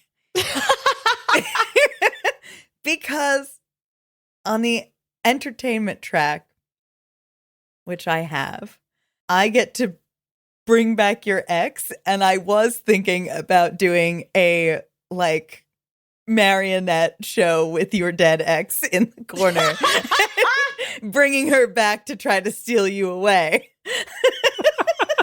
I want it. I want it. We're just looking at you like, that's some Act 2 shit. We're in Act 3. What? And then if you reject her, then you two can have a romantic ending. Yeah, that's the one. That's the one. That's it. I vote that one. What was her name? Maria? Maria, she was killed. She's dead. The PAs have been let go for the day. They wow, grab letting the us rest- go before our 12 hours? Man, this is the best job I've had. They grab their sandwiches and they're out. And Freddie Prinze Jr. comes back out of the shadows, but like sort of strapped to the body of Maria. And he walks up. Oh my God. He walks up to Chaz and sticks out Maria's hand and says, I've missed you, Chaz. I never should have left you. You're so funny and coldly pragmatic. We should run away together. I'll pack a bag tonight. Her head just like lolls to one side. Yeah. I'm gonna. Carl throws up. I don't have this available to me, but I'm gonna gain a tick for asking a question meant to hurt you. Like, do you not know story structure? We're in the climate. This is the denouement. You don't reintroduce a new character right at the end. What are you doing? Oh my God. Oh, it's so horrifying. Oh no. Oh no. Are you saying you don't want to be with me? No!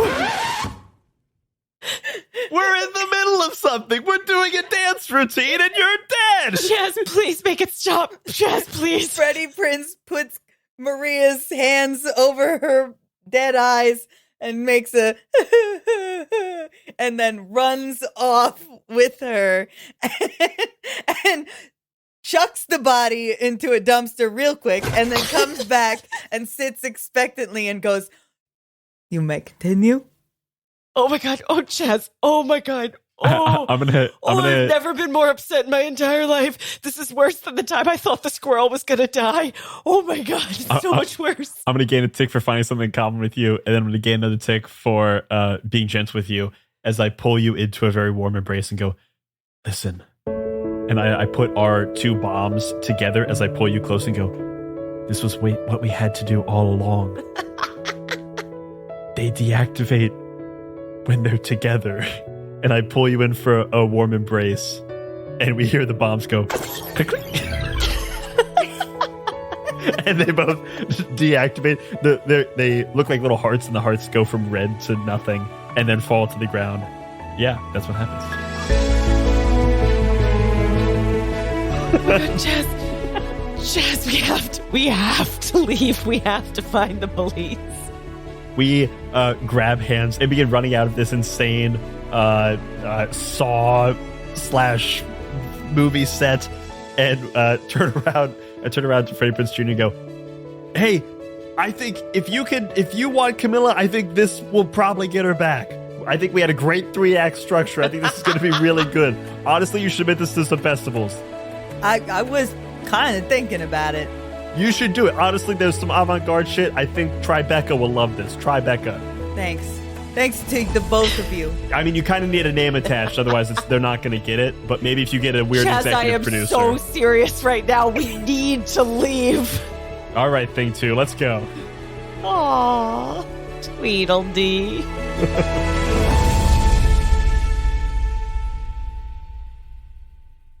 As you two run out, Freddie Prinze is going to walk up the long stairs up into the body shop. And at the top of the stairs, he's going to hang his hat on a hook. And he's going to flip a light switch, one single light switch, and the camera pans to down in the torture dungeon that you were all in, and lights will go off, and you'll see that there's like so many prop rooms and like a full studio break room. There's a writer's room. And like all these lights start going off one by one until the whole basement is dark.